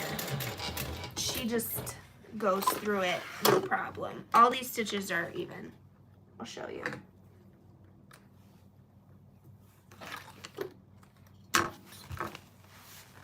Boom. She's a beaut. All right. Flip that bad boy around. Place the other side of your zipper placket, this side here, right sides together with the other side. You're basically making a loop. Okay. See this guy? Do that, and then you're gonna take this and you're gonna make a little sandwich. Really cute prism shift and checker print sandwich.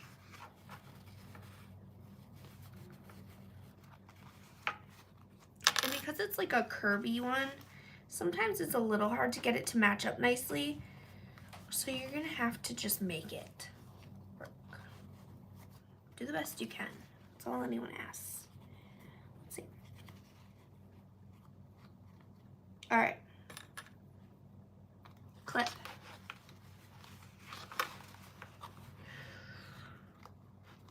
Clip. This guy. Clip. All right, she's looking pretty decent. And same thing, 4 stitch length, 3/8 inch seam allowance. Back stitch at the beginning.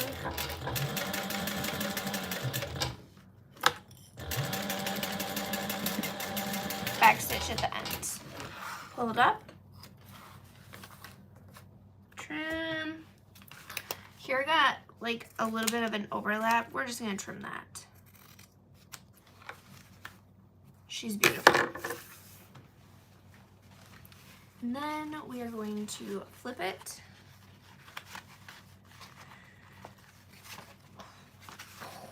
Like that. Grab this side, change your stitch length back to 5. And we're gonna top stitch this other side. Don't forget to back stitch at the beginning.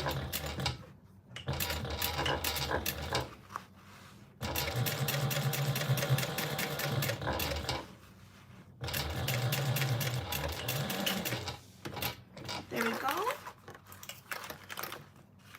Trim her off.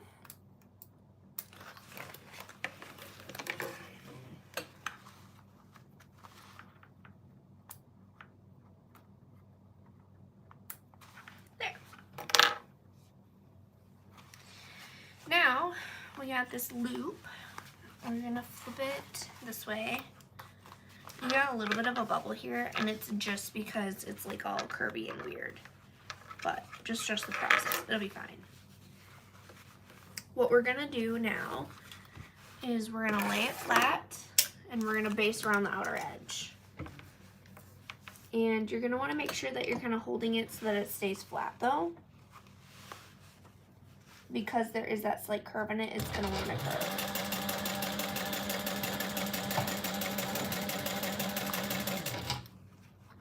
Make sure we're keeping it.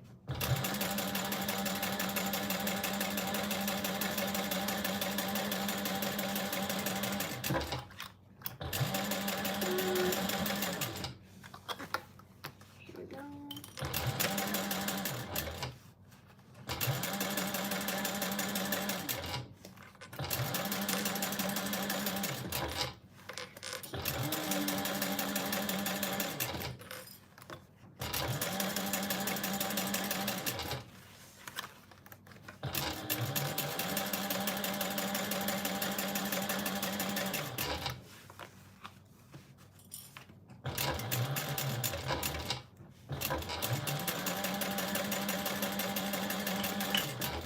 Stitch.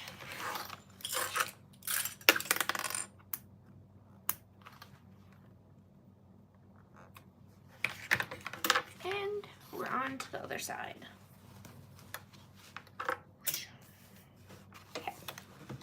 we're gonna start. Make sure you're like holding it flat. Don't let it twist.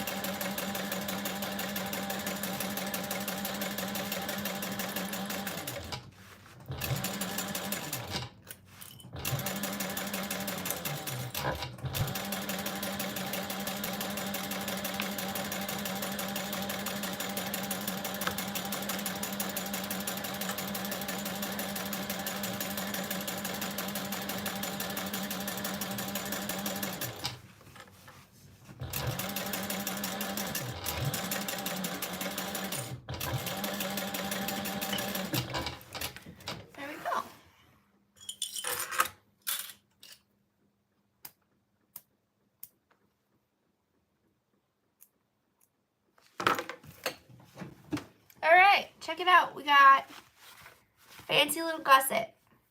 Shiny, prism shifty, looks beautiful. This side here, that's a little bit taller, right here, this is your back. This part here, it's like a little slope. There we go. Now, we're on to final construction already, you guys. Okay, we're gonna readjust. I will start with my front. I don't know why, I just do. So, front is the lower portion. You're going to find your center. Snip it a little. And on here, you already know where your center is because you marked it earlier with me, remember? And we're just gonna meet them. You guys, do you know what we forgot? We forgot zippers. We forgot zipper pulls. It's okay. It's not that big of a deal. Yeah. You guys, it's okay though. We're not gonna cry. We're just gonna quickly undo this a little. This isn't my first rodeo. I do this like at least once a day.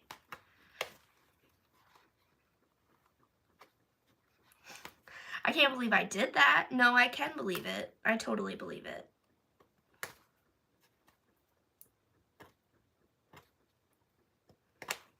Stinking me. That's okay. I'll just show you guys how to go back in and add your zipper pull. Start by seam ripping.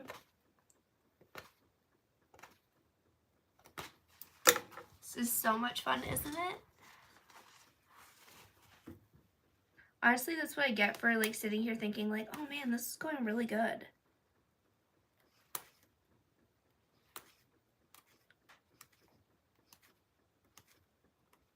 Okay. We got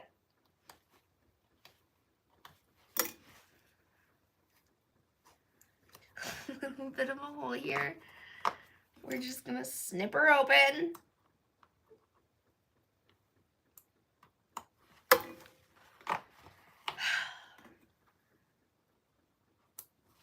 Okay. This side.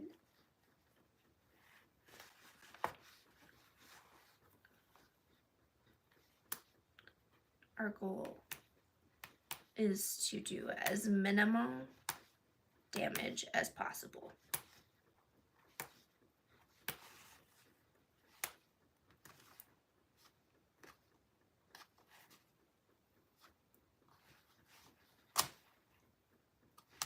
Okay.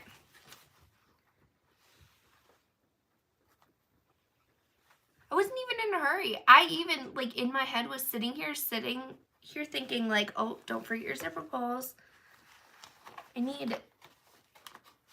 I don't know what I need to remember zipper pulls because I do this like every time. Oh, man. It's okay. I just wanted to spend more time with you guys.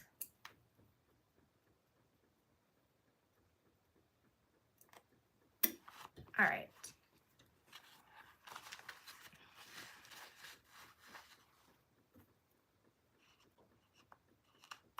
Nobody is even gonna know at the end.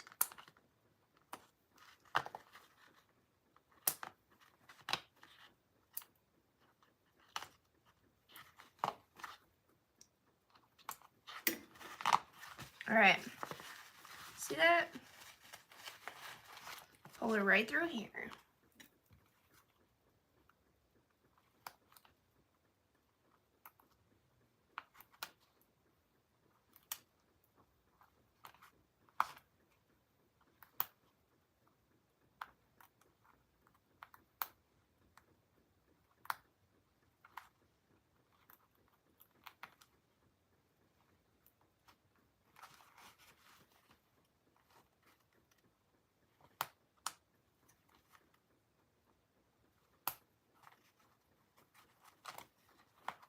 There, see, we're all ready to the zipper.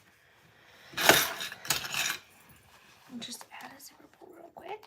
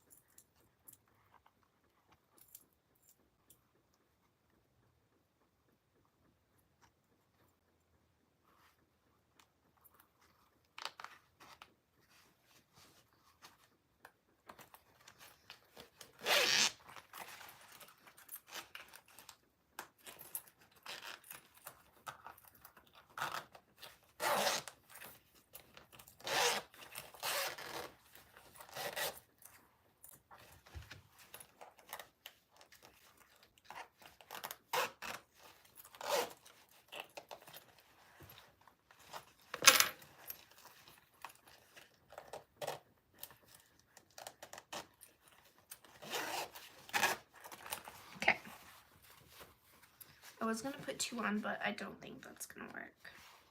That's okay.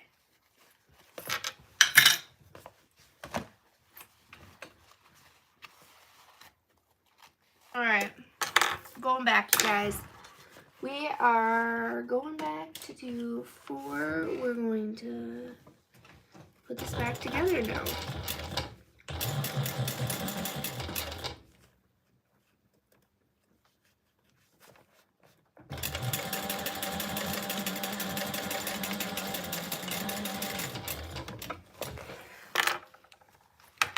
Here.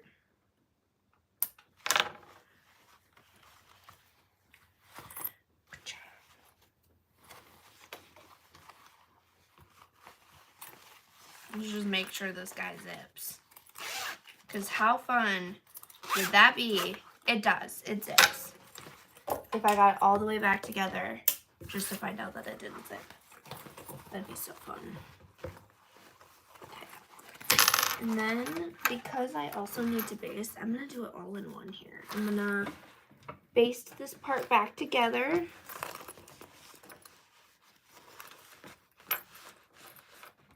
Just like this. Baste it. Get to that part, turn, and we're gonna top stitch right away here too.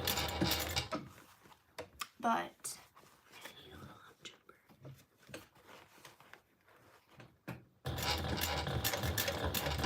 There we go.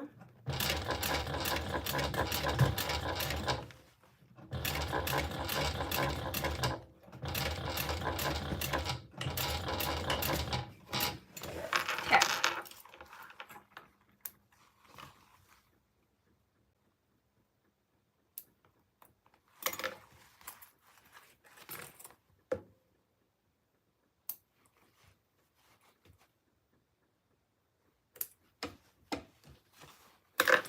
And I'm going to go through and I'm going to just rebaste this other side because it's a little further back than my other one.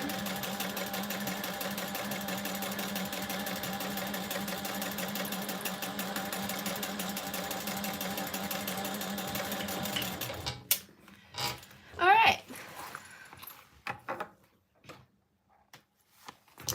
Look, we're back at where we were.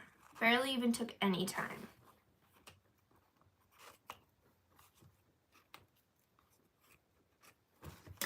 Alright, throw all of that thread just onto the floor. We'll sweep after. Okay. Now that we have zippers. Hi, Alexander. Now we have zipper. See? And we're going to construct this. So you're going to match your gusset right sides together with your front panel.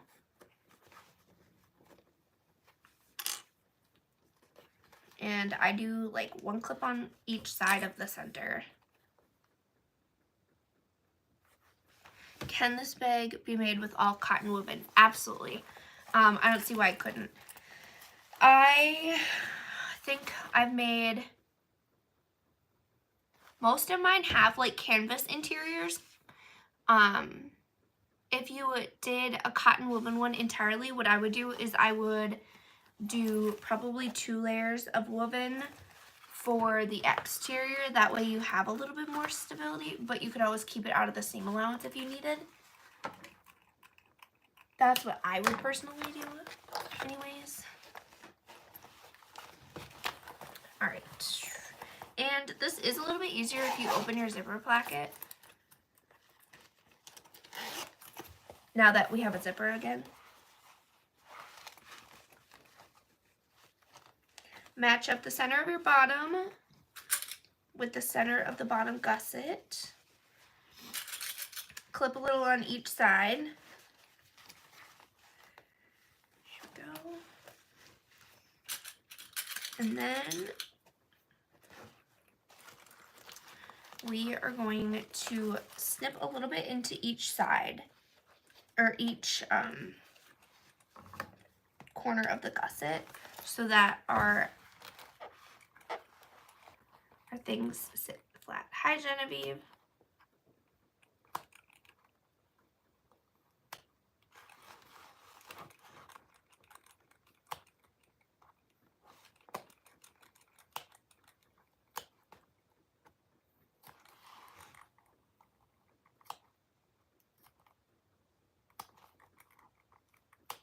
Can hear Mobes out in the hall taking his like probably 27th nap of the day.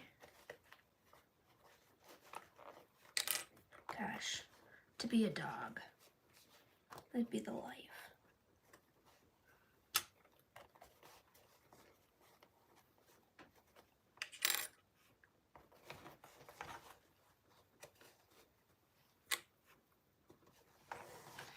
Alright, then we got this top corner here. We're just gonna make sure when you're snipping you keep it within the seam allowance. I do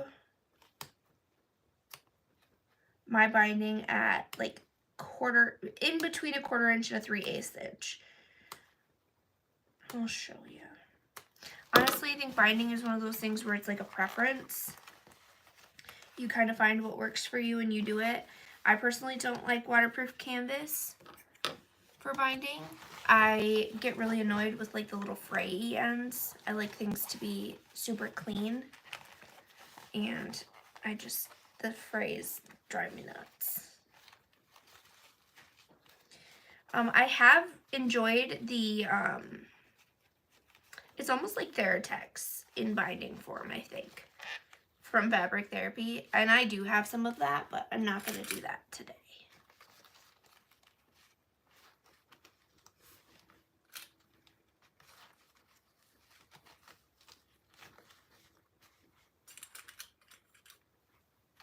Alright, now we need to do this side. Snip. Oh, sorry, you guys can't really see there. Just kind of snip in.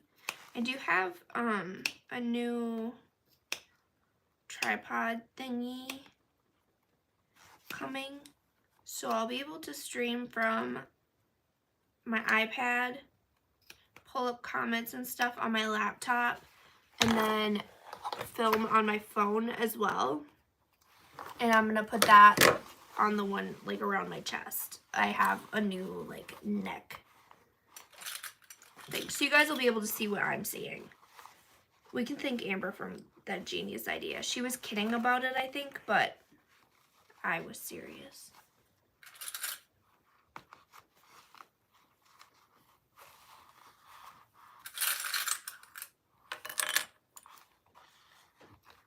I think my mom's making fun of me.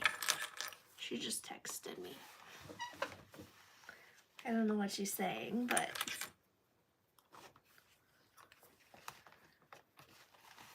I think she's saying something about making a sewing tutorial too, which is great since she can't really sew.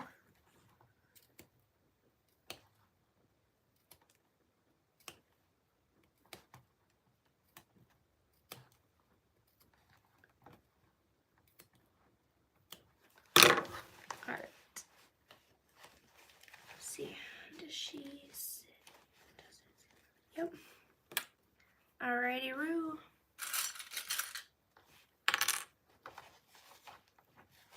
We're gonna do one more step because this part doesn't sit as. Okay, 2. Sorry. Didn't mean to lie to you guys there. Alright. Liquid Courage. It's time to do some binding and some basting. I start at the bottom because the top scares me. Even though it's not that bad. It's really not that bad. Alright. Stitch length 5. Amber is one of the best. I love watching her as well. She's got the most bubbly personality.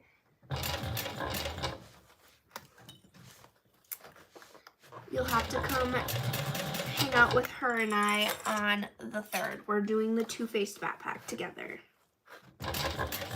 And we'll have our little giveaway challenge for the month for that. Super exciting. All right.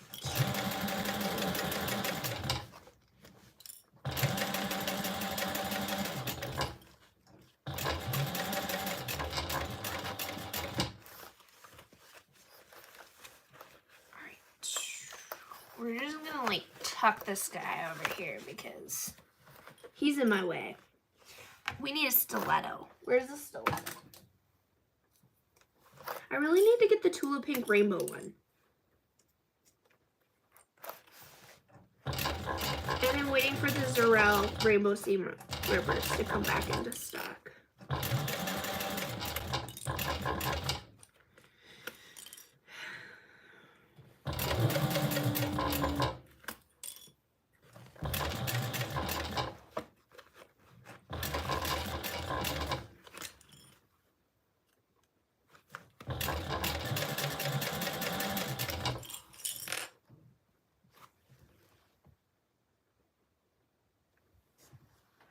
Thanks, Christy.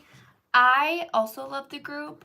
Her and I were just chatting one day about how we really just want a giant group of people that support each other and love each other and just want to share like everything with each other. And so we decided to create one. And I love what our group has become so far. Like, I can't believe we have almost 1,000 of you guys. And everyone is so sweet in there. We have the best group.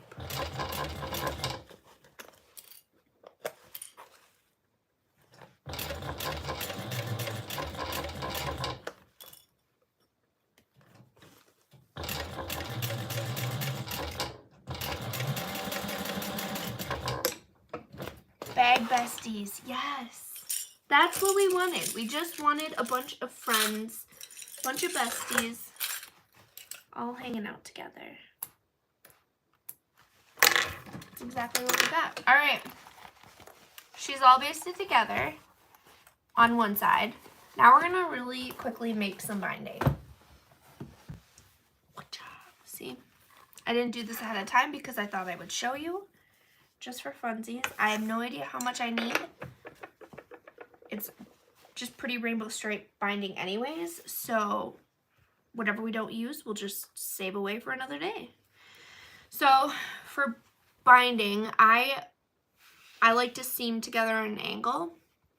So you're going to take one, you're going to lay like that, and you're going to lay them perpendicular to each other. And then because this is cotton and woven, and big ol' Bessie really does not like woven, she's got something against it, we're going to go over here. And we're going to sew on this old Singer.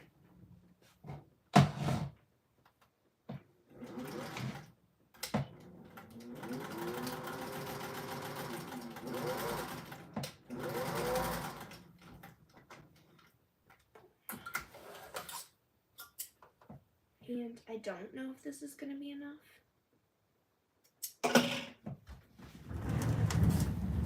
We'll just quickly measure. This is how we do it.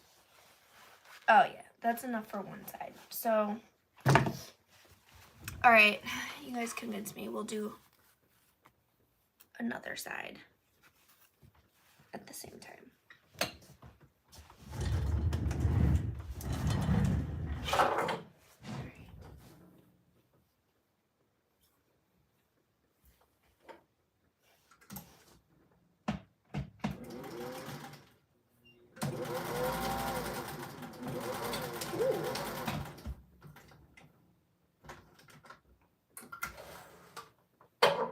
Let me just tell you, the vintage Singer 201, she really wants to get your fingers. Every time. Like I swear there's only one speed, and it's like Mach 90. Okay. We're gonna trim this.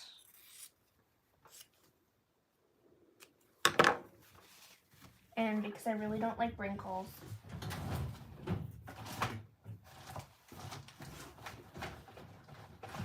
we're gonna get this sucker out.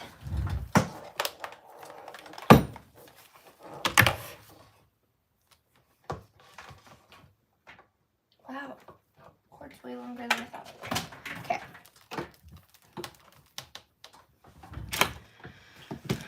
This. And then wool heating mat. That's super disgusting because I have no clue how to clean it. If anyone knows how, let me know. Can I just wash it in the washer? That sounds dangerous. Right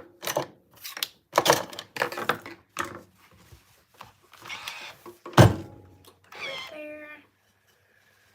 We already trimmed that. We just got some crazy thread.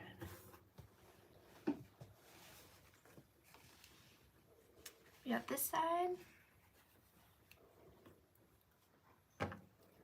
Trim.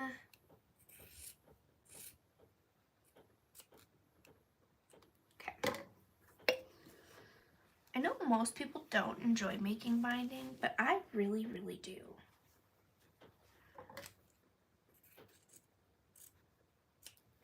There's just a little bit of selvage on there. Look, we got some on here too. Just doesn't really matter if it's straight. Okay. Make sure that these are both. Yeah. Alrighty, Roo. So we're just gonna do some really haphazard ironing here. Fold it in half. So I cut mine at 1.5 inch strips, and anytime I have extra woven, I will try to cut it into strips and just kind of like toss it in my binding drawer because, you know, you can make scrappy binding and it looks really pretty. So, plus I really don't like wasting fabric. That stuff's expensive. Mine looks the same way. If the iron is set higher than wool setting, it can burn the wool pad. Oh, that makes sense.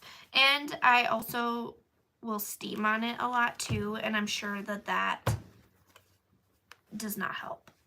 And I have mine on the linen and cotton setting like all the time, so that's pretty much all I sew with is linen and cotton and vinyl, but I don't use this for vinyl.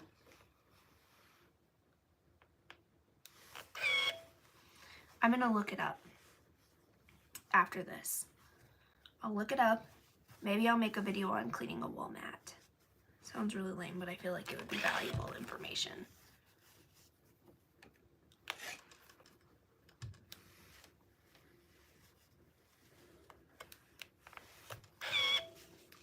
The designer of these rainbow stripes stopped selling like woven fabrics and only sells knits now. And it makes me really sad because I'm almost out. I think I have like a half yard and I pretty much only use it for binding.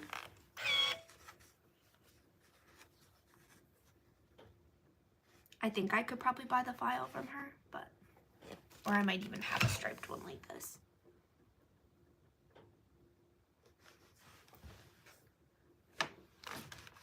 Yeah, I originally never would put water in mine, but after the heating element went out on my first Aliso, the guy I talked to in customer service said that it doesn't really matter because it's not going to affect the lifespan of the Aliso, I guess. So now I put water in it and I steam with it regularly. There's even still water in it.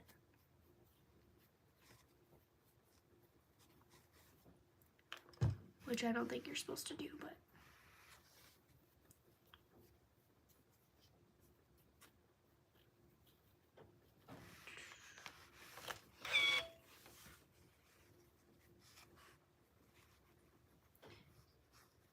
and if I clean this wool mat, then it might not smell like a sheep anymore. It smells like I have like just a whole herd of sheep hanging out here on this wool mat.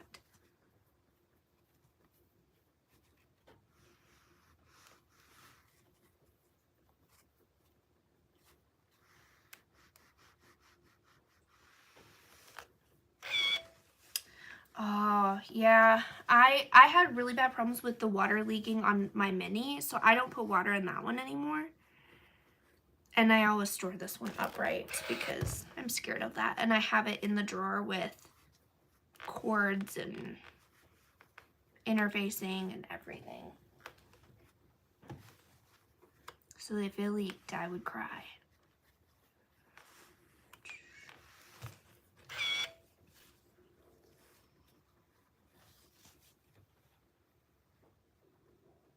Pretty sure I'm not going to have fingerprints left after all the ironing I've done in this life.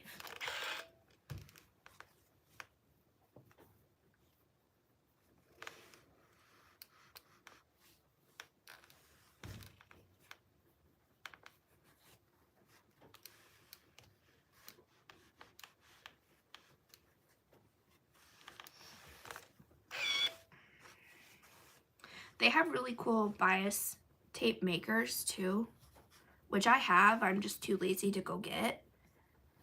But if you don't want to take forever making binding like this, then you can use one of those fancy things. Good morning, Jennifer. Forget that it's like actually morning for you. It's like 12:30 here.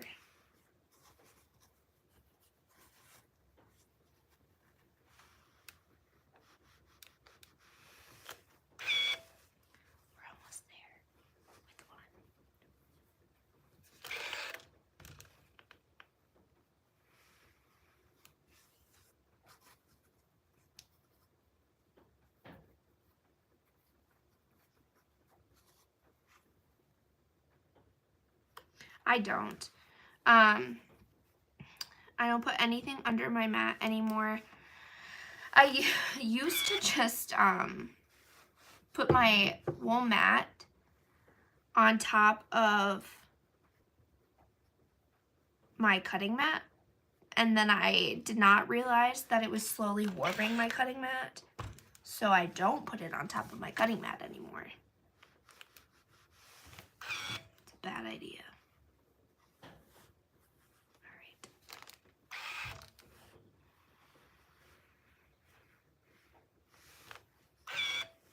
8:30, that's crazy. That means when I woke up this morning, it was like 4 o'clock your time. I don't even know what time that would have been. So I got up at like 7.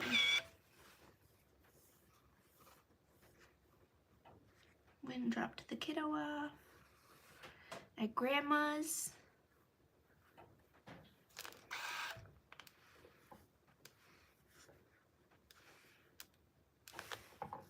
I got a whole day, peace and quiet. Then I get to go over to Grandma's after.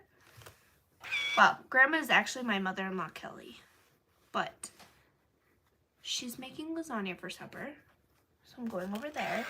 Pretty excited. She makes the world's best lasagna. 6:30 p.m. in the UK? That's crazy. I don't think I knew you were in the UK.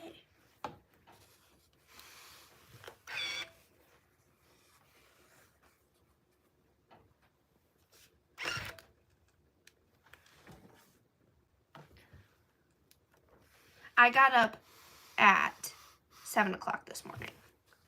So, like 5.5 hours ago. So it would have been like 3:30 there, I think. Ta-da! We got one set of binding. Toss that bad boy over there. I'm gonna iron the crinkle out of this one. It's been sitting in my drawer for a while.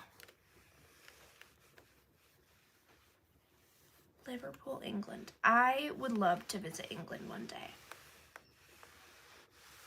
That'd be so cool. You guys have like all of the cool bookshops, everything, except for cool metal plates for bags, I guess. You guys have cool accents.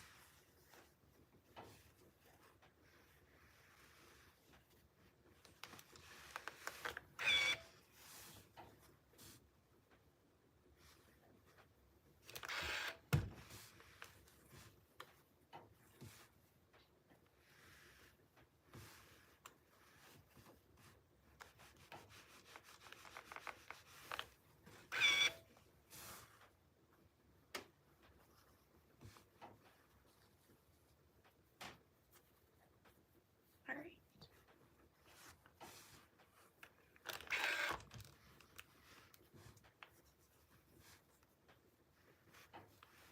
There's a little bit of blip there. Oh man, I'm tired.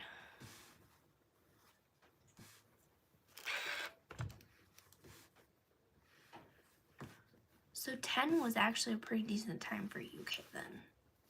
Because that means we started at like what, 4?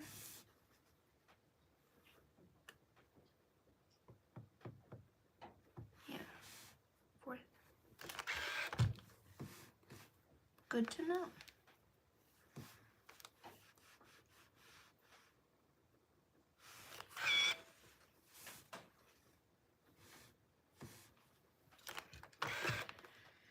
My husband will be going to nights, I think the end or the middle of February here. And I'm probably gonna do some sew-alongs at night after my kids go to bed. So that'll probably be pretty early for you guys.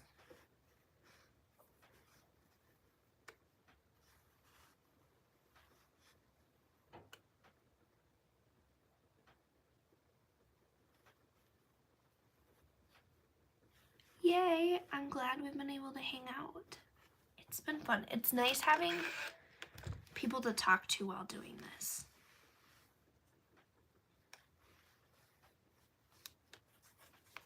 Makes it less mundane.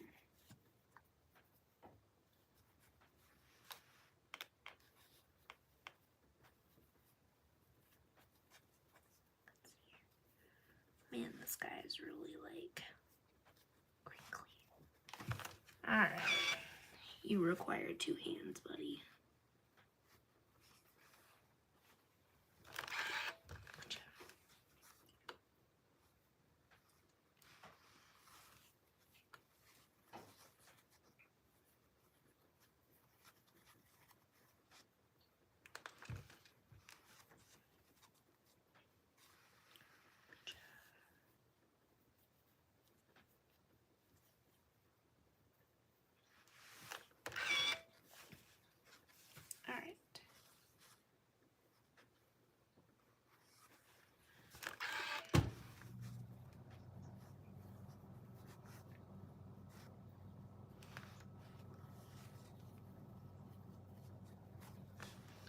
This is like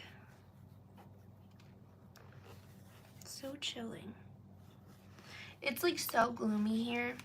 It's like raining, and I don't know what it is about this time of year, but it's just my favorite to stay inside.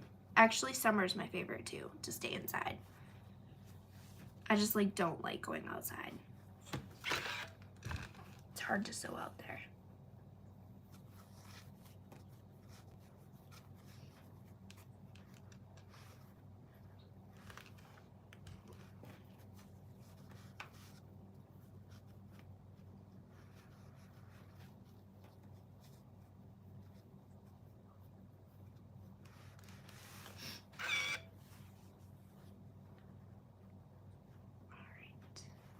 On the home stretch.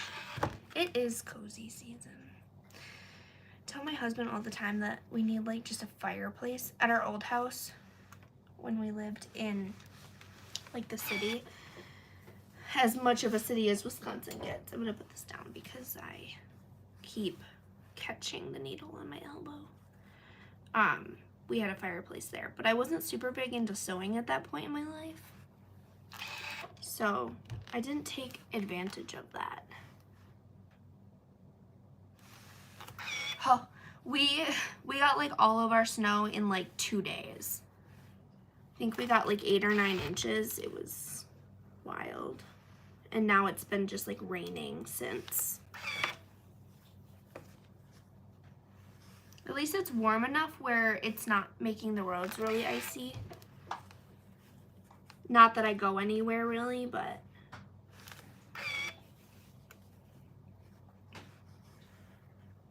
I like to think of myself as a recluse.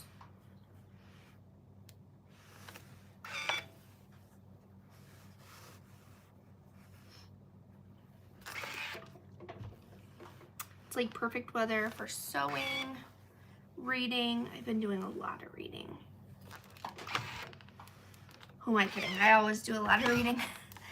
I've got a couple books that are due back from to the library soon here, so I'm gonna try and finish those. Oh yeah, Wisconsin. We really went a little crazy with the snow this time. All right, you cool down there.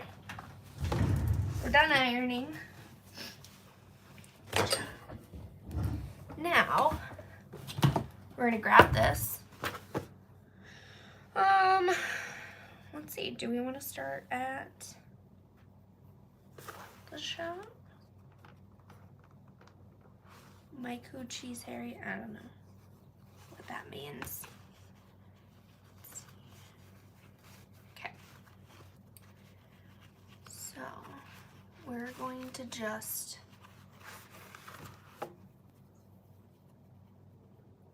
fold it over and clip it to get started. And we'll just start right here. I don't like to clip mine around the whole thing. The only reason I ever do that is if I need to know that I have enough, and we already haphazardly measured, so we're gonna toss this over our shoulder and we're gonna get moving. I'm gonna put my stitch length at 4. Put my needle up. Grab a quick drink.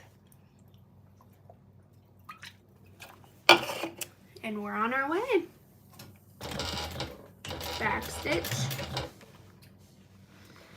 And I do like to use a stiletto here, so that I don't run the chance of like, I don't know, sewing over my fingertips.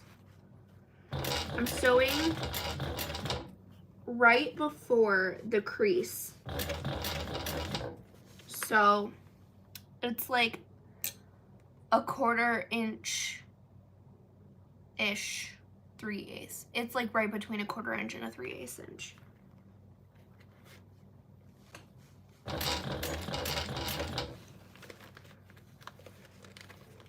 Typically I do closer to a 3/8 inch because that's my favorite seam allowance.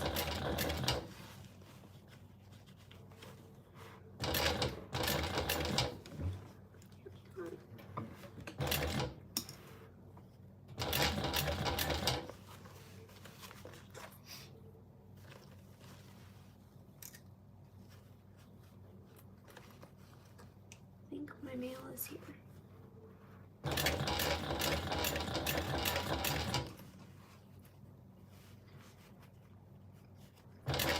So I don't think I have any fun mail today.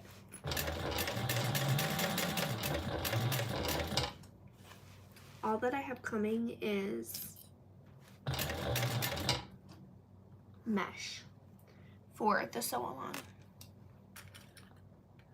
I'm pretty sure I do. I have no idea who or how to get rid of that.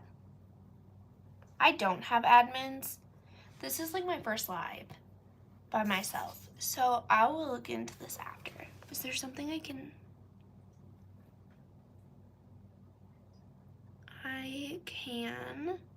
report it? Let's see.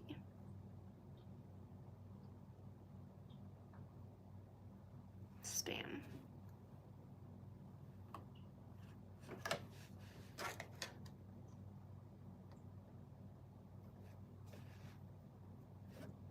Okay. I have reported it. I'll go through here after and look into that, because I don't want that.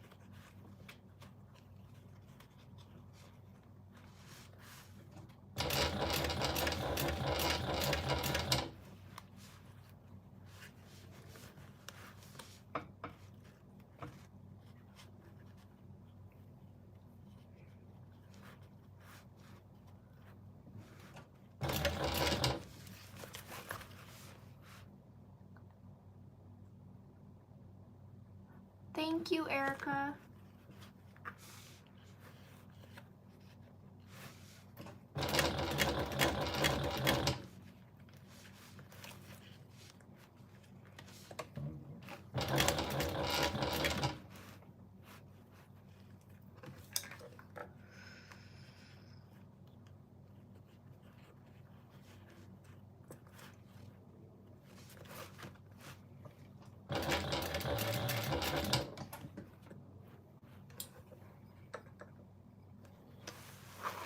You guys, remember earlier when I checked my bobbin and I thought I had a lot left?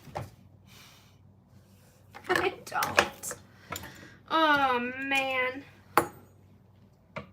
Oh no, I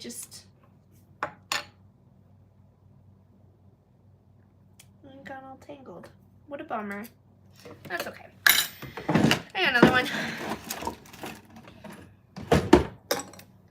Good morning, Cindy.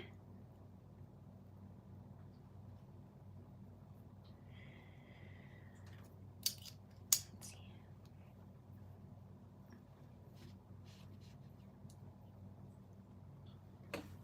All right.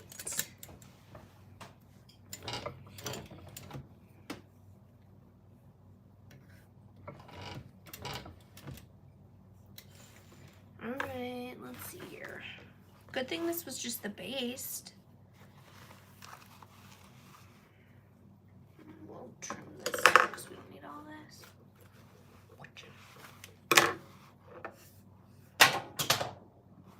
Good morning, Dalva. Yeah, this was kind of a last minute decision. I decided yesterday after I found out that my kids were gonna go see Grandma that I was gonna do a live. So it was decided last night or yesterday morning, somewhere in there. But I will save it to my channel too. So if you guys want to subscribe, like, comment, I will leave all of my resources and stuff in here so that you can come back to it. And I'm going to be making lots of videos. I've reached out to a couple new designers. I'm going to be doing some clothing and garment sewing too. I know there's so many bag makers that have wanted to like dabble in garment sewing but just haven't. Oh, Cindy, I'm glad you love it. I'm glad I went to like someone that can appreciate it. So thank you. I'm gonna do all the things on here. I have a plan. Oh, hey, this super sweet lady named Diana, she makes them in her shop. I'll add a link because this sweatshirt is amazing. Make sure you guys harass her that we need more colors, more themes. Honestly, if you could just come out with like a new one every week, every day, I'll take it. I'll buy them all. I'm gonna have the biggest collection of them.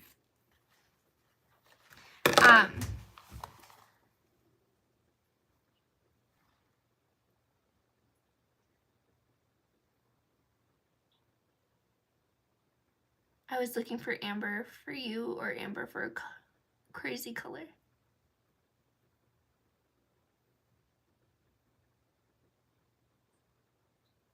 Yes. Okay, well, I'll stock your account for when you have another one coming because I'm gonna need one. Another one. That way I can take this one off and wash it.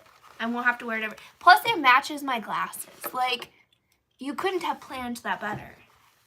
I'm sure that's exactly what you were thinking of when you did purple too, huh? All right. It's time to fold the binding over. But yes, if you guys like and comment and follow and come hang out with me all the time, I'm going to try and do a video a week at least. Sometimes it'll be lives, sometimes it'll be pre-recorded. It'll depend on my husband's schedule.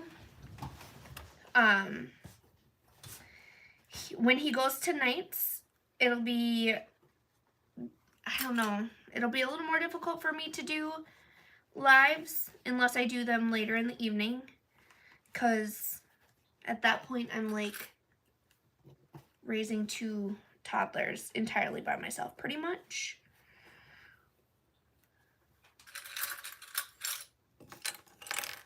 The zipper panel is, it's not bad. It's not bad. I just prefer straight zipper panels, but the templates would definitely help. I do not have the templates. I just have, you know, standard little paper ones. But normally I'll actually cut out using a projector.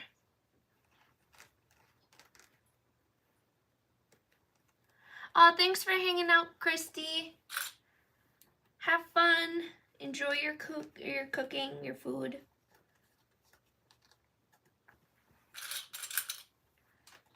We're just clipping binding. That's all we're doing, you guys. Oh.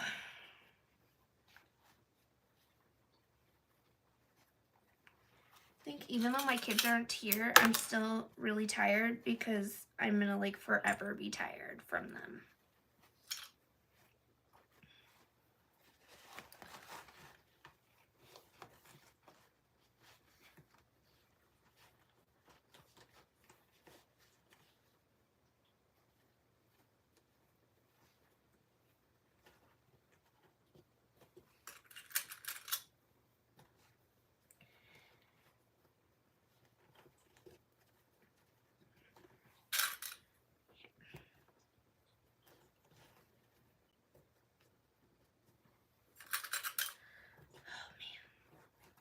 I love fold over binding like this, but man, is it a lot of work.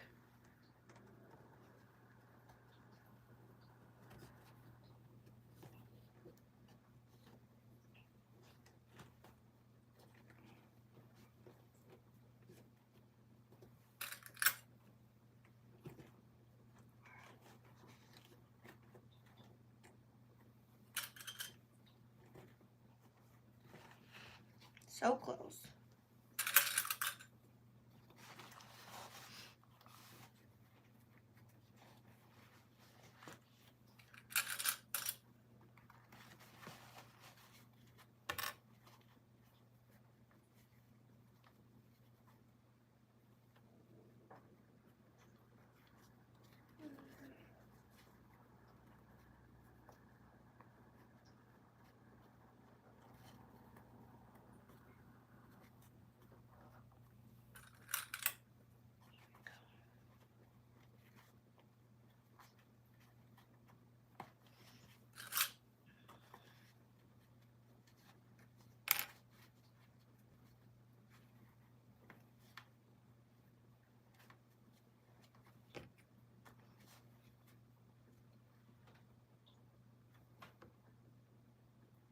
Have a beautiful day, Jennifer. Thanks for stopping by.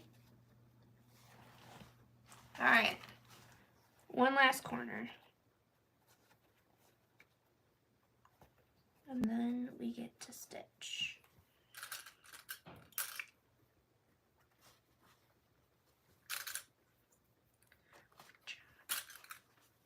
All right, we're ready. Yep. Thank you. Alrighty. Let the fun begin. Stitch length of 5. Don't forget to back stitch. Where did I start? Right here.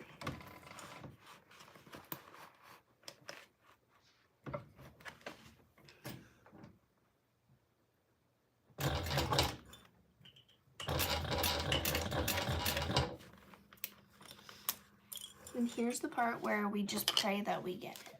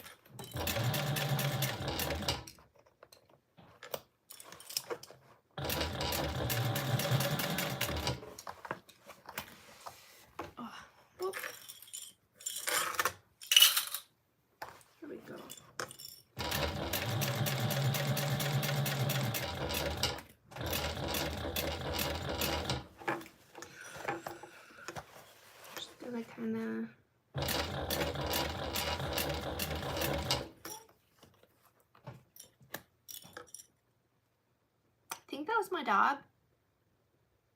But Healy never makes noise, so I'm not even sure he knows how to bark.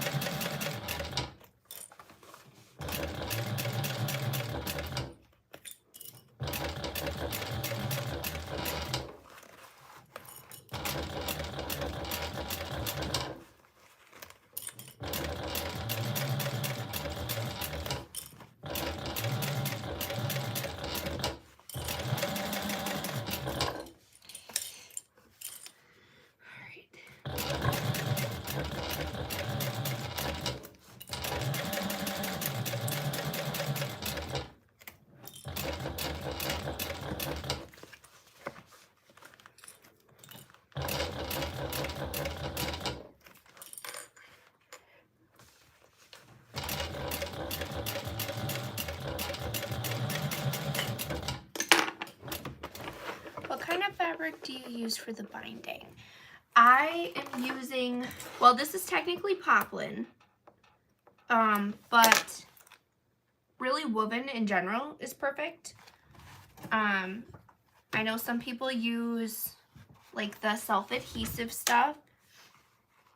I've used it. I don't mind it.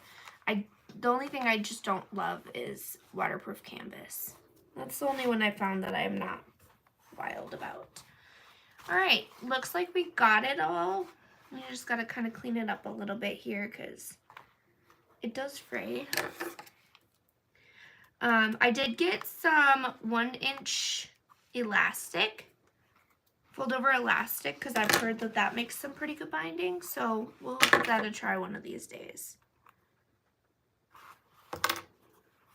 Let's see if that is as great as everyone raves about. Let's see. There we go. Nope. What in the world?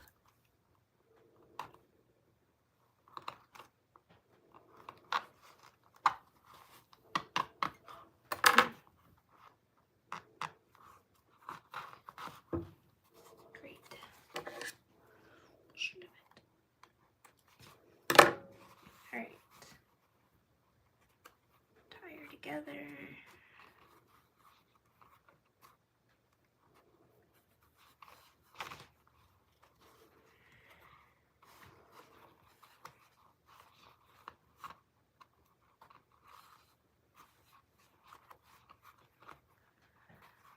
We're almost done. Almost. We just have the back panel and the strap, and then we're done. How exciting.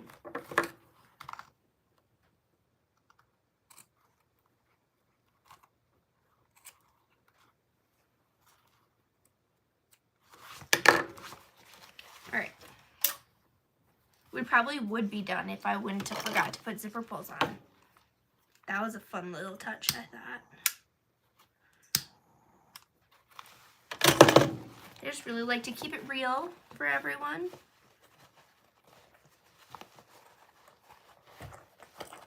Just gonna make sure nothing looks bad.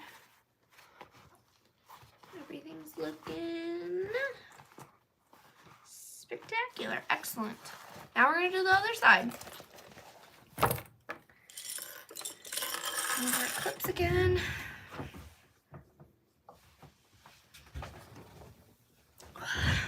And grab our back panel. I need to find the center really quick. Oh, this side.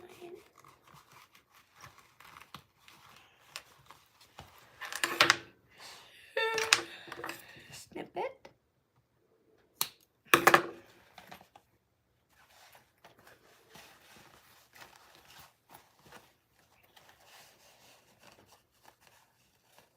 Right here.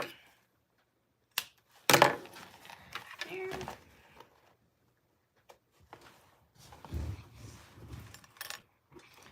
Maybe if I just tilt it down a little, that'll help. feel like I keep shifting off to the side. Here.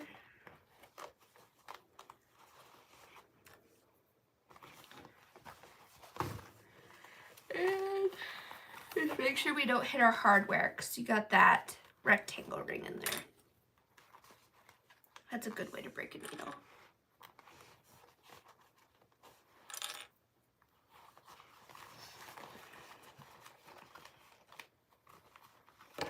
Now we're going to snip a little bit into our curve here. Not too much. You don't want to go crazy. You don't want to see it.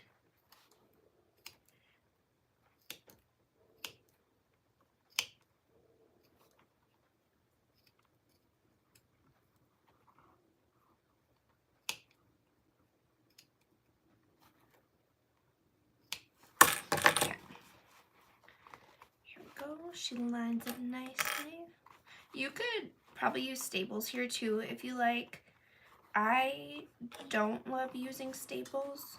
I don't even know where my stapler is. I just like clips a lot. I also like to throw them on the floor and clean them up later.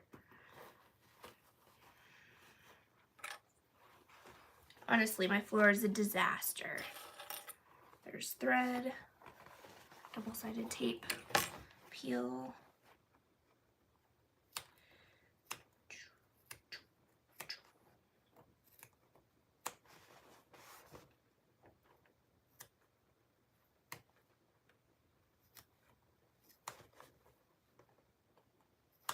All right, I'll get this one in there.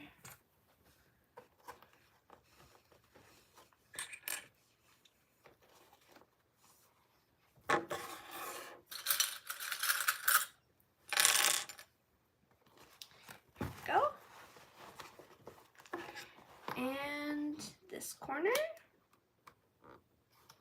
This is like the part where I get so excited because we're so close to being done. You just get to see your final item. How exciting is that?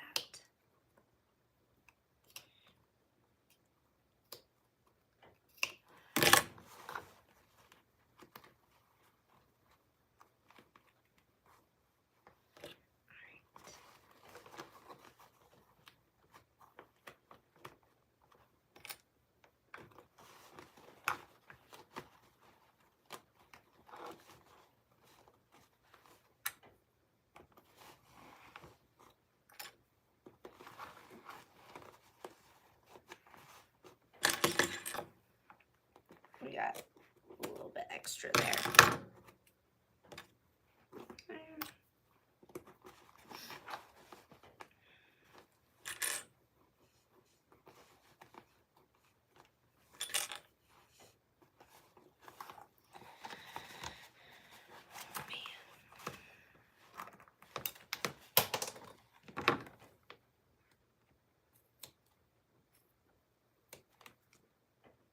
Really gotta get new scissors.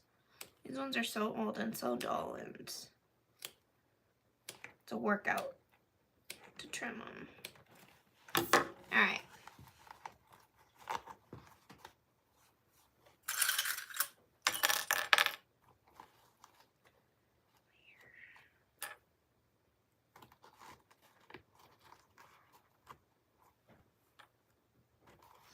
All right. We're even.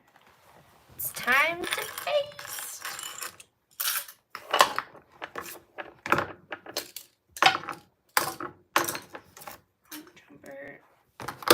All right. Get all the fuzzies off. You just kind of gotta manhandle it a little to get it to sit in here.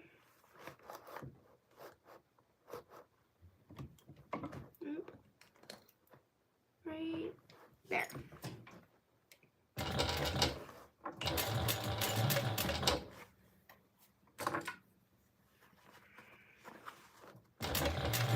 Here we're just basting on a 5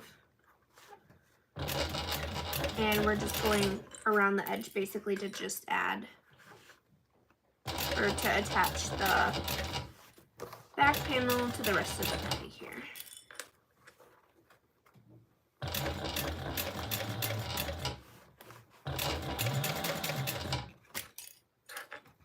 So impressed that you've gotten through it all in one sitting. That's normally how I sew, is like 10 minutes at a time. Usually one of my kids needs a snack or I need a snack. You know, it won't always be like this, but this one is a nice quick sew. Like, we'll have it done in just over 3 hours.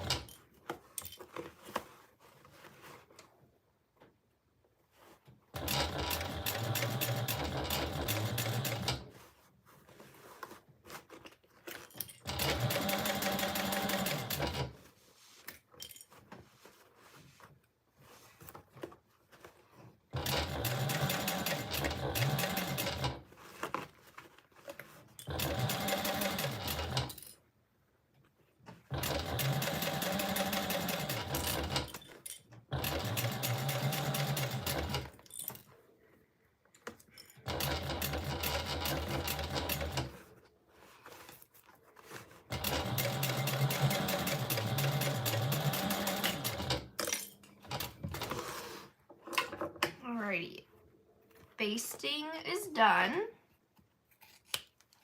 I'm gonna trim these corners just a little bit because it got a little crazy with the fray from the wovens, but nothing terrible. We're not really cutting into the actual bag either. We're just trimming all these little frays.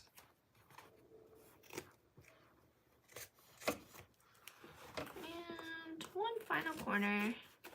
There we go. We're gonna shake all the fuzzies off, brush them onto the floor, and grab our last stretch of binding. And then we're done. We just got to turn it and add a strap. Okay. Let's think about how is going to be easiest. Because this will be the side that's seen. So I think we're going to want to go this way. I think this will be the easiest. Okay. The easiest as I struggle. We'll go for it. It'll be fine. Alright. 4 stitch length, 1/4 inch seam allowance.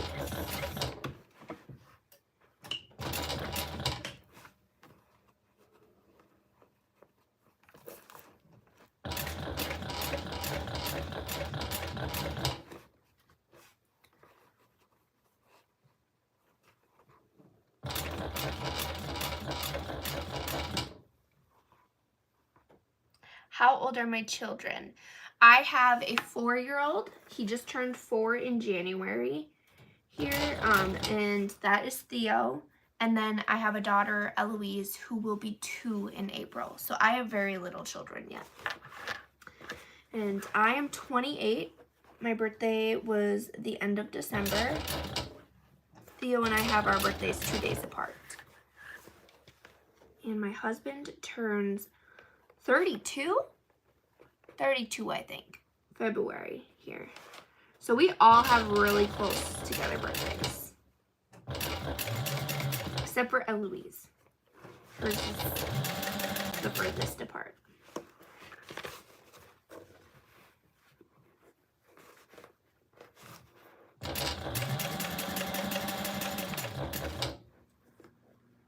My birthday's December 31st.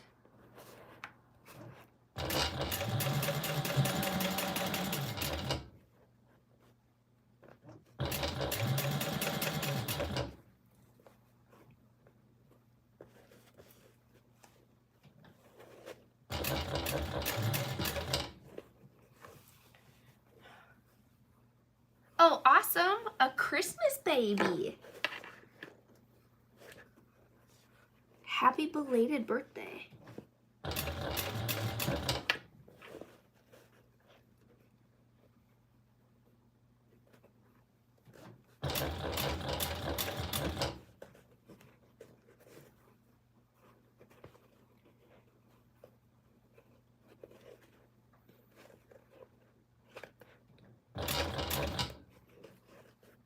Thank you.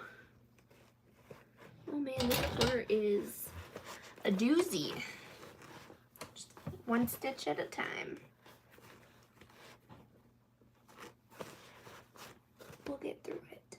Probably. Let's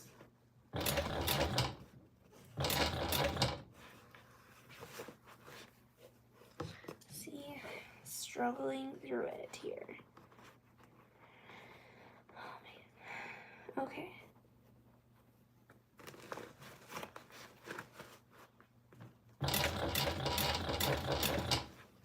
We're getting there. Almost through the corner.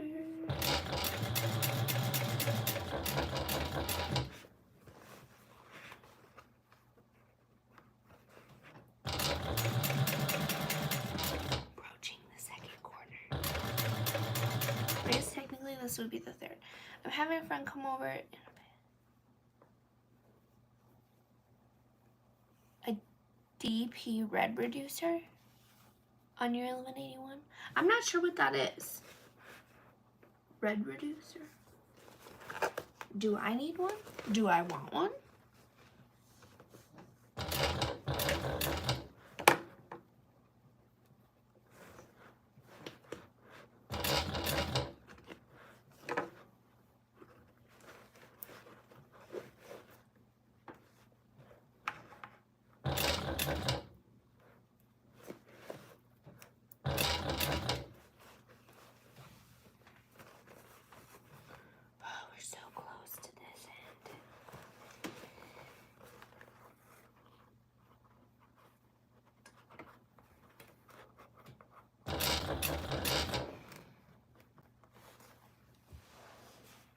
Oh, a needle positioner. I have one on mine, and I love it. When I was deciding to get an industrial, I was so unsure whether or not I needed the needle positioner because my domestic does not have it. And I was like, you know, do I really need it? Like, if I don't have it, I won't notice that I don't, or that I need it. Well, Tyler basically told me, go big or go home. So we ordered the one with the servo motor, which had, hold on here. I goofed up, you guys. There we go. It's all good. I just cut the tiny bit of a corner of this. So I might have to go back and backstitch a little bit, but that'll be okay.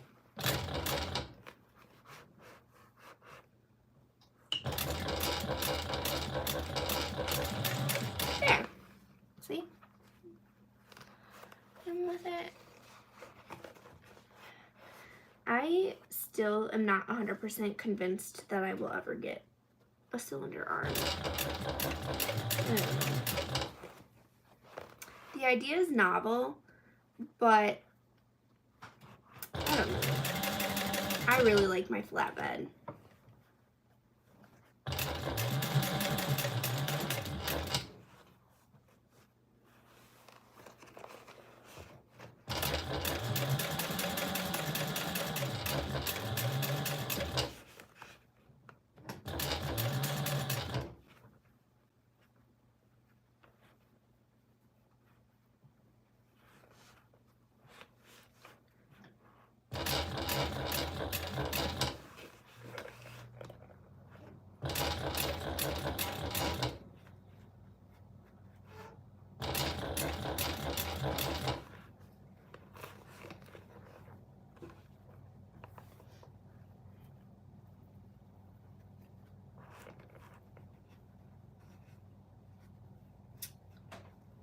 We're almost got like an inch left. We're almost there.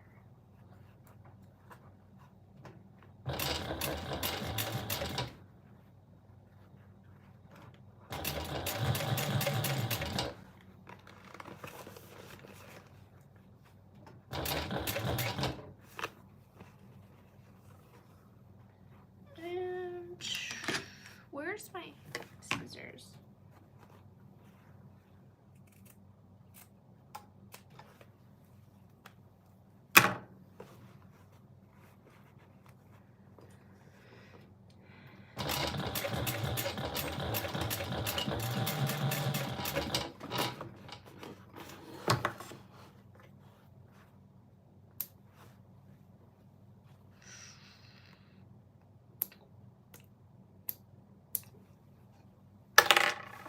Alrighty. Better check that bobbin since they hate me. We might be able to get through. I guess we're gonna try. Alright. We're gonna fold our binding over. Just like this.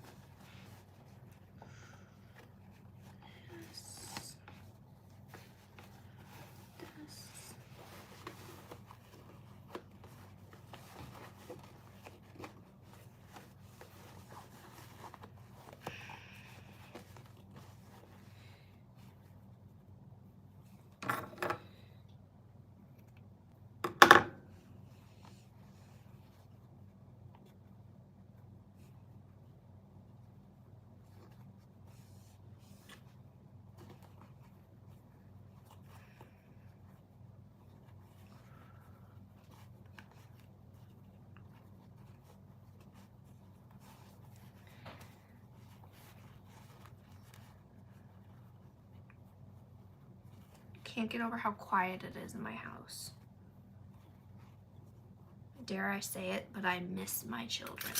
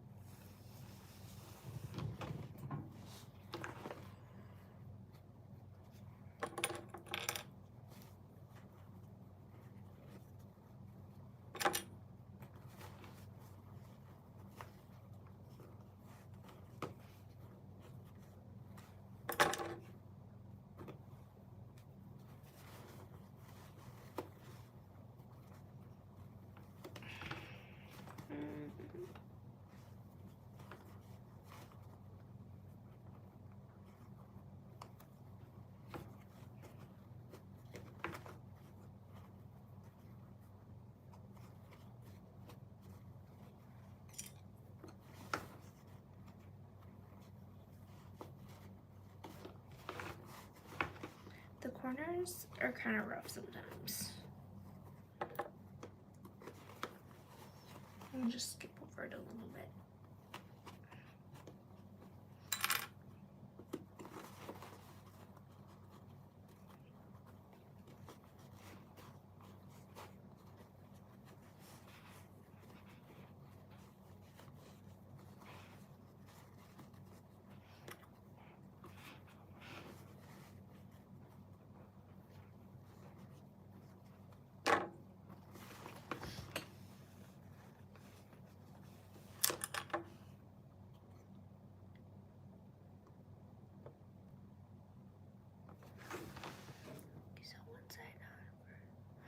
Yes, I sew one side on and then and then the other side. So I'll like baste the exterior to the gusset, bind it, and then repeat to the other side. And the reason I always do that is because I find it's easier to bind one side when only one side is attached, and then I only have to struggle through one side. Yeah, I don't know, it works for me. So, that's what I keep doing. Alright. Back to this pesky corner.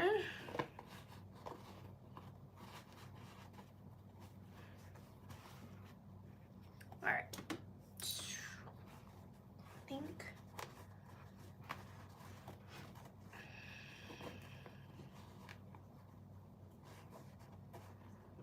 Man, sometimes it's kind of a pain in the butt here. Alright. We're gonna just pull her over,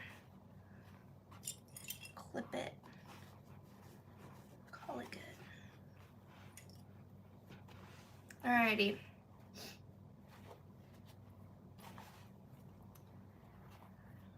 The home run here.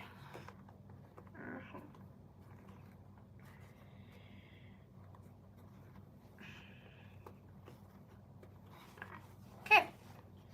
Now we're top stitching again.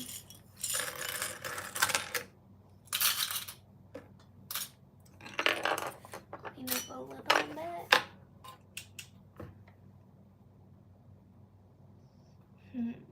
I guess I'll start with this one because that's what I started with before. Make it so I can get over here. Here we go. I'm gonna take these off because my husband had to get me the sharpest ring on the planet, and I don't want it to scratch my vinyl. Clearly, he was not thinking about my love for bag making when he asked me to marry him.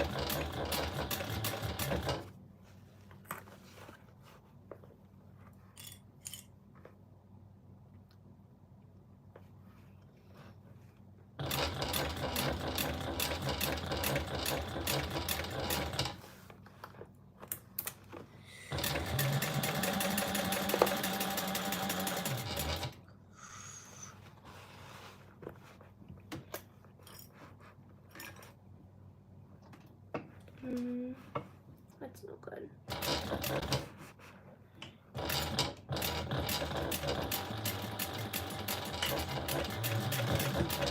There we go.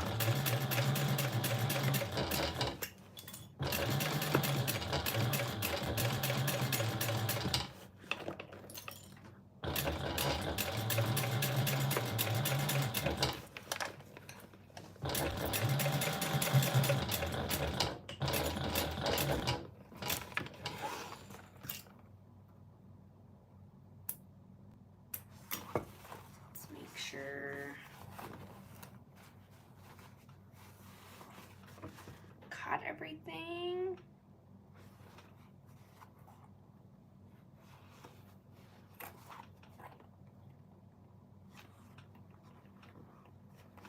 like it.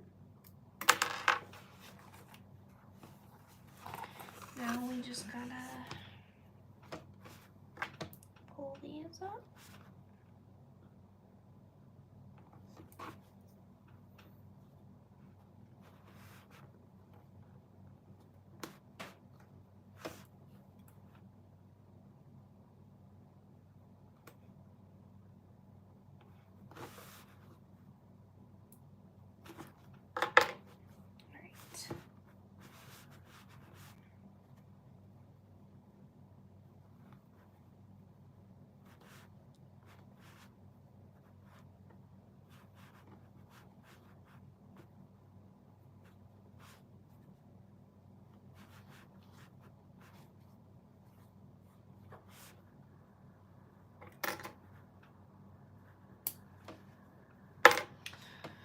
Alrighty, we're almost done. I'm so excited. That's it. Alright, now we gotta get this out.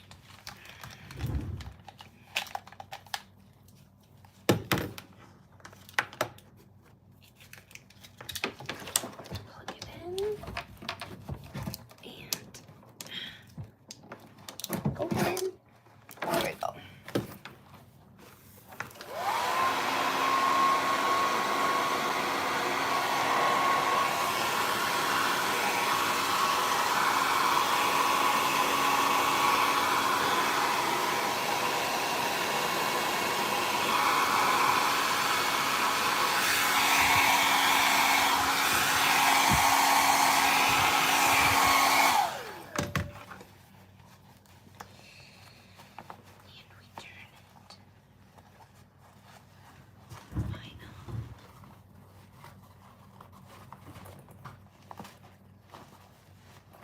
The moment of truth.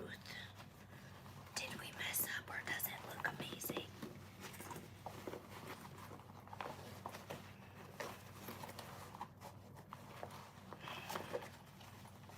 Getting my workout in for the day.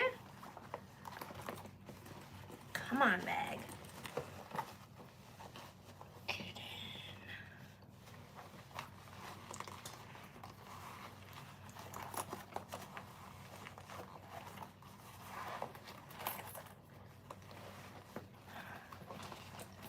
This is almost as difficult as getting Eloise dressed. It's like wrestling with an alligator. Alright. Gotta push our seams out so she's nice and smooth. Looks like I got a little crazy with the thread here.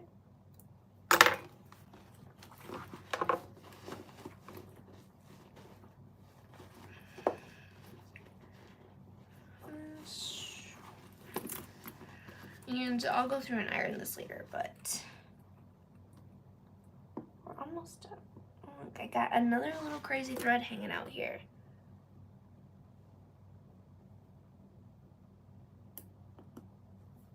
You know what? It can just stay. It's part of the bag now. Oh, look, another one. Okay, this one can't. He's too big. All right.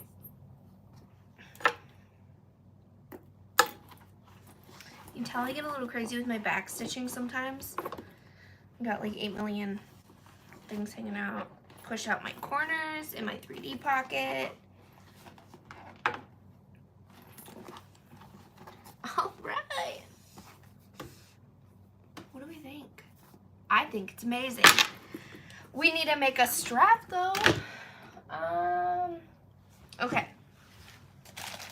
I pondered the whole time I made this. And I have decided that we are indeed going to go with the purple. Thanks, Rachel. Let's measure. 32. Right here. Ooh, scissors. There.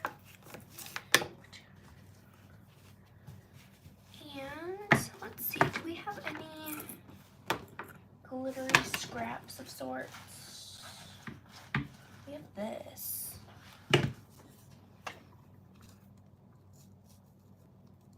Do we want to do a 1 inch? Let's do a 1 inch. Okay. Maybe.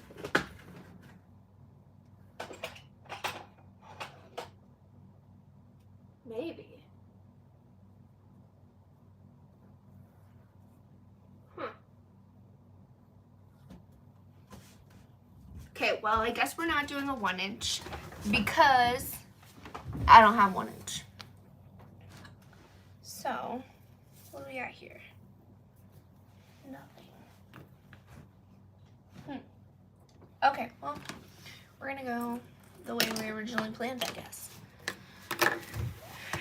We need our hardware. And I can put my rings back on before I lose them. Need a slider.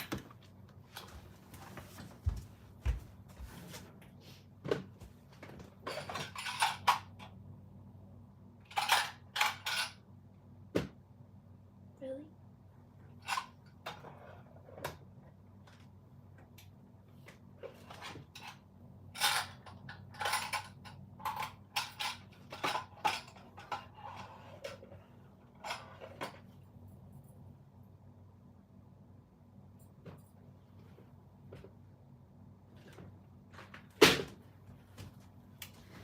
What am I doing with my life?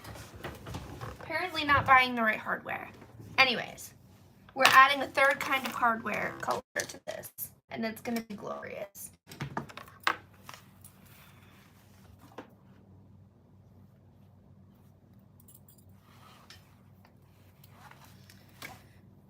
This is what happens when you leave me to buy hardware, you guys.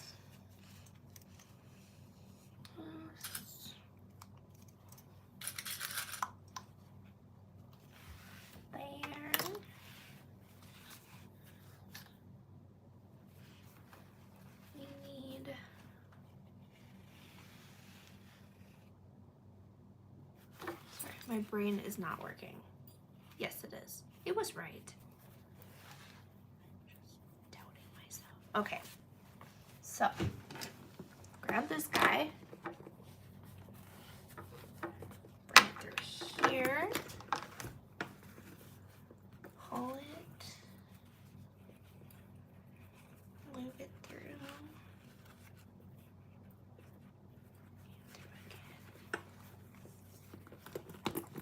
All right, she's looking good.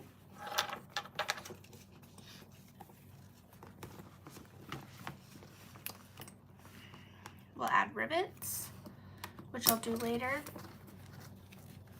I might go and order a silver buckle because the gunmetal is bothering me, but here we are. It's adorable. Thanks for hanging out with me, everyone. I will update in the group when I will do another video of sorts. I've got loads of things cut, so you'll see me again soon. Thanks for hanging out. See? All right. Bye-bye.